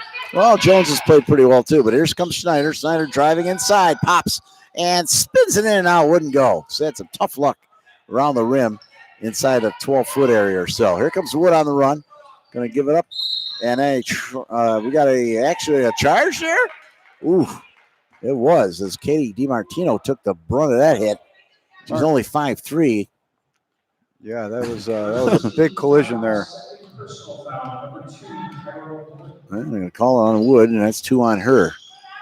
The ball stripped loose, and Jones puts it up and in. What a nice shot there, left-handed. You were just mentioning Jones, and Jones has had a really great overall game. I guess what I was referring to, though, is offensively there has been a lack of production. That's now Jones' 6th point, though, so you're absolutely right. She's been second in command, if you will. There's Jones with a steal. Feeds Snyder. Snyder's going to go up top, waits, and makes her opponent miss. That was Seegers, flew to the top of her. She scores. That brings the lead down to 12, so there's still time with 5 minutes, 25 seconds left. 40-28. City Honors. Well, there's a chance underneath and a nice basket there by number 35. That's Molly Gallivan. Yeah, Molly Gallivan with her second basket of the night. And that was relatively uncontested. Jones now. See, makes a move. Going to have to go up against the best. Jones, keeps her own rebound, puts it up and in. How about that? Just like that, Jaden Jones. I think she may have heard you, Mark, when I did. I kind of didn't give much credit to the other supporting cast, and Jaden Jones is now making me think twice. Wood there, and now Wood looked like she hit her with an elbow when she went up for that pass. I can't believe they're going to call Logan on that foul. So it's Logan going to get the foul there. Basically, she was in the way. And now it's Scanlon's going to be checking back into the game. And the only problem with Scanlon coming back in, Timmy, you lose that fast break opportunity if you have one. You do, and what I believe you're going to see is the thing with Lakeshore is if they can get it close. You're right. It'll be interesting to see whether or not they want to keep running the floor with Scanlon. She gives you the ability to defend the rebound or create rebounds, but the flip side is she may not be able to get back and defend as quickly. Right. 42-30 as we come out of our timeout here in this fourth quarter of Game 7 of this great tournament. Once again, I'd like to thank Russ Battaglia for helping us with the video work, the expertise he brings, and now we have another new addition to the team, Trevor Cohn, providing a great job with the bookkeeping. The future sports statistician making his debut. Thank you. So Veal will inbound it here. 4:44 remaining, still time as they flip it back in. Gallivan with it. It's going to spin it back out to Perks. The big freshman takes it, gets it. Going to get it the pass back. Perks going to look inside. Has Wood down low. Play catch here. And now finally Perks to Wood. Wood drive. Wood puts it up and in. Boy, that's tough to stop, Jim. And that's going to be 18 points on the night for Wood. Just an all-around game that she brings to the table. Sophie Snyder stops and pops from 18 feet. And she answers back. What a game for Snyder, who's really playing hard here. Snyder's really put on a display offensively and defensively. Now she's all over Veal. The pass inside to Wood. Wood nowhere to go. Gets it back out to Perks for three. And she nails a big three-pointer. And that could be the big dagger. Mark, the moment they left her hands, you could see it look perfect. And Ava Perks showing great touch. She now has 11 points on the night. Jones now bounces right side. Now she stopped her dribble. She's going to have to give it up to Locke, who almost lost it out of bounds. Gallivan's on Locke. Locke nowhere to go. Flips it back to Jones. She'll try a three-pointer. That's going to be woefully short and go out of bounds. Yeah, but Jaden Jones came on strong here in the fourth quarter, really stepped up, and for a while there, they brought it down to 12 points. It's now back up to 15, and time not on the side of the Lakeshore Eagles with 3 minutes, 27 seconds. to go in this contest. So Veal brings it up slowly across the center court for City Honors. Guns it over to Perks. Perks who just hit a 3. Now Seegers, and there's a nice 12-footer that falls for her. And just like that, City Honors picks up the slack. Carrie Seegers now with 8 points on the night. Fine game by her. Schneider She's only in 10th grade as well, Mark. So a lot of youth on the City Honors team. steps up and does not get the roll. She's had some tough luck inside on that thing. And now stepping out of bounds is Wood. Only 3 seniors on this team for City Honors. Desmonique Veal. And we also have Anna Gardner, who hasn't played much today, and Javitha Scarazzo. So the majority of the contributions are coming from underclassmen. Which means they're going to be strong for a couple of years to come. Jones stops, pops, left-handed, and what a left-handed shooter, and she's got a nice touch. Yeah, We'll be hearing from her. Jones, it's nice to see her light up the scoring sheet here in the later part of the game, and it's a good sight to see for Lakeshore because they definitely need additional hands on deck. Veal goes up and lays one off the glass. Veal finally gets one on the board. She hadn't scored recently, but that was a nice play. There's Snyder now coming and being challenged inside. Snyder puts it up. She goes hammered. She rolls down her own. We had 4 players go down at one time. Here's Perks on the run. Perks lays it up off the glass. A little too hard. Jones comes away with it. Now we got numbers the other way. And here's Sophie Snyder, and Snyder missed. Scanlon's going to try a shot. It was blocked. Seeger blocked Scanlon's shot. She just took too long to shoot it there. Yeah, Tim. Snyder had an opportunity. I don't know whether or not she was just trying to help her teammate get on the score sheet a little bit. And so far, Scanlon has not been able to reach her first points of the game. So Snyder may have been aware of that. And, you know, at this point in the game, I think she was just trying to help her get a couple points. Perks going to try another 3, and she laces it. 2 big 3-point shots for Perks in this 4th quarter, and that's going to do it. Back-to-back threes by Perks, and giving City Honors Centaurs an extra dimension to defend with. Here comes Wood. Wood's going to come up, and she's going to pop another one in there. And I believe that's 20 for her. Oh, they wave the basket. They call her on a travel. Oh, check that. So back to 18 points. I think they're going to have to take that off the score clock there. The referee should step in and say something here. I don't know what they're going to do. And checking in for Lakeshore is going to be number 2. That is Elia Reagan. So the 5'3" senior is going to step on court. You mentioned seniors. They've got a ton of them here. There's an interception. And driving up, and look, and how about the rebound? And they still can't finish it off. Ball's loose. They scramble for it. And another quick jump ball. Boy, you're right. They're calling some quick jumps out there tonight. Yeah, number 23 also for Lakeshore, Samantha Hardline. Good to see the bench players get in, Tim. Number 11, Kate DiMartino. Very cool to see, absolutely. And you love, these girls practice hard. You know, they share the blood, sweat, and tears with their teammates. So well-deserved to see them get some court time. Javitha Scarazza's in the game now for City Honors, the senior. And now we got a foul on Perks. Silly foul there with 1:10 left. They counted that basket, by the way, after that travel call. Up to 20. And, Kyra Wood, she had, a lot of tough looks tonight. Jones for 3-point range, missed the shot. Big rebound from Wood. That's 2 more Eagles hit the deck behind her. Wood takes her time as we're under a minute finally here in this 4th quarter. And there's an easy give and go underneath, and how about it? Number 35 with a basket, that's Molly Gallivan. Ava Perks showing that she knows how to find the open look with a beautiful pass right inside. She had to really thread that needle. There's a 3-point shot coming the other way. Ball's going to be off of Gallivan.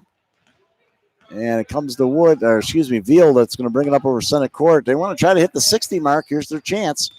Veal's going to drive, take it, and miss the shot. A rebound, puts it up, and puts her own rebound up and in. They hit 60. Oh, that's a nice mark for Centaurs. They deserved it. They played extremely hard, and it's a good team looking at a nice future this year. And now an offensive foul. They're going to call number 11, Logan, I believe, on the offensive foul. No, excuse me, Kate DiMartino. Mentioned earlier how, it's great to see these matchups between the Buffalo Public Schools and then the region of Section 6, these matchups, and how sometimes the Buffalo Public Schools may not get the attention. Well, that's more so with the women's game. The men's, usually the boys always get good attention, always a lot of talent coming out of the Buffalo Public Schools, but the women, you could see they're holding their own as well. Putting up one last shot here, and that is the ball game. The final score, City Honors 60, Lakeshore 34, and that is going to wrap up a tremendous tournament here. 7 games in 2 nights. And Timmy, as always, it's been great to work with you. A lot of fun, Mark, and I thank all the great staff again here at the Ken West Gym, Frank Wolf and WNY Athletics for putting on a awesome weekend. This Invitational has been a major success, and I think the coaches and the players would all attest to the fun that they had. And even if they did not win their contest, the ability to have another opportunity to go against an opponent that they may not see in normal action throughout the season. Also want to thank Jacob Fyock. He did the first couple of games with you. Or actually, I'm sorry, with Tom Prince earlier. Tom Prince on public address. I got a shot at PA for a couple of games. It was fun. And now our most valuable player of the game. And if there wasn't any doubt, Kyra Wood ended that doubt right there. What a great game she had. I believe 20 points she finished up. You think about it, she averages 34. So Lakeshore did a fairly decent job in keeping her at a decent clip. 20 points, could have been more, but fantastic job. And you could see she's really an all-around player. She gets her teammates involved. She plays tremendous defense. Certainly one of the best players in Western New York and one to watch as the year goes on.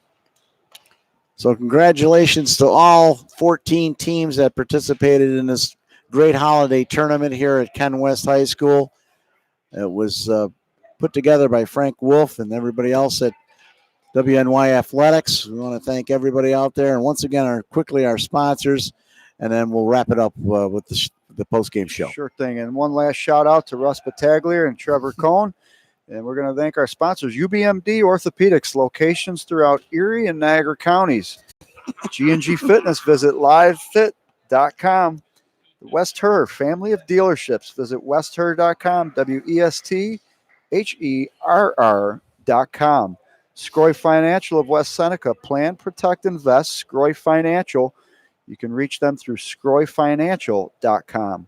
Logistics Plus of Buffalo, a worldwide leader in the supply chain. Contact them at 716-877-9653. WNY Athletics, the official partner of Section 6 High School Sports. Visit them at WNYathletics.com, and you can now find them on the YouTube channel through WNY Athletics.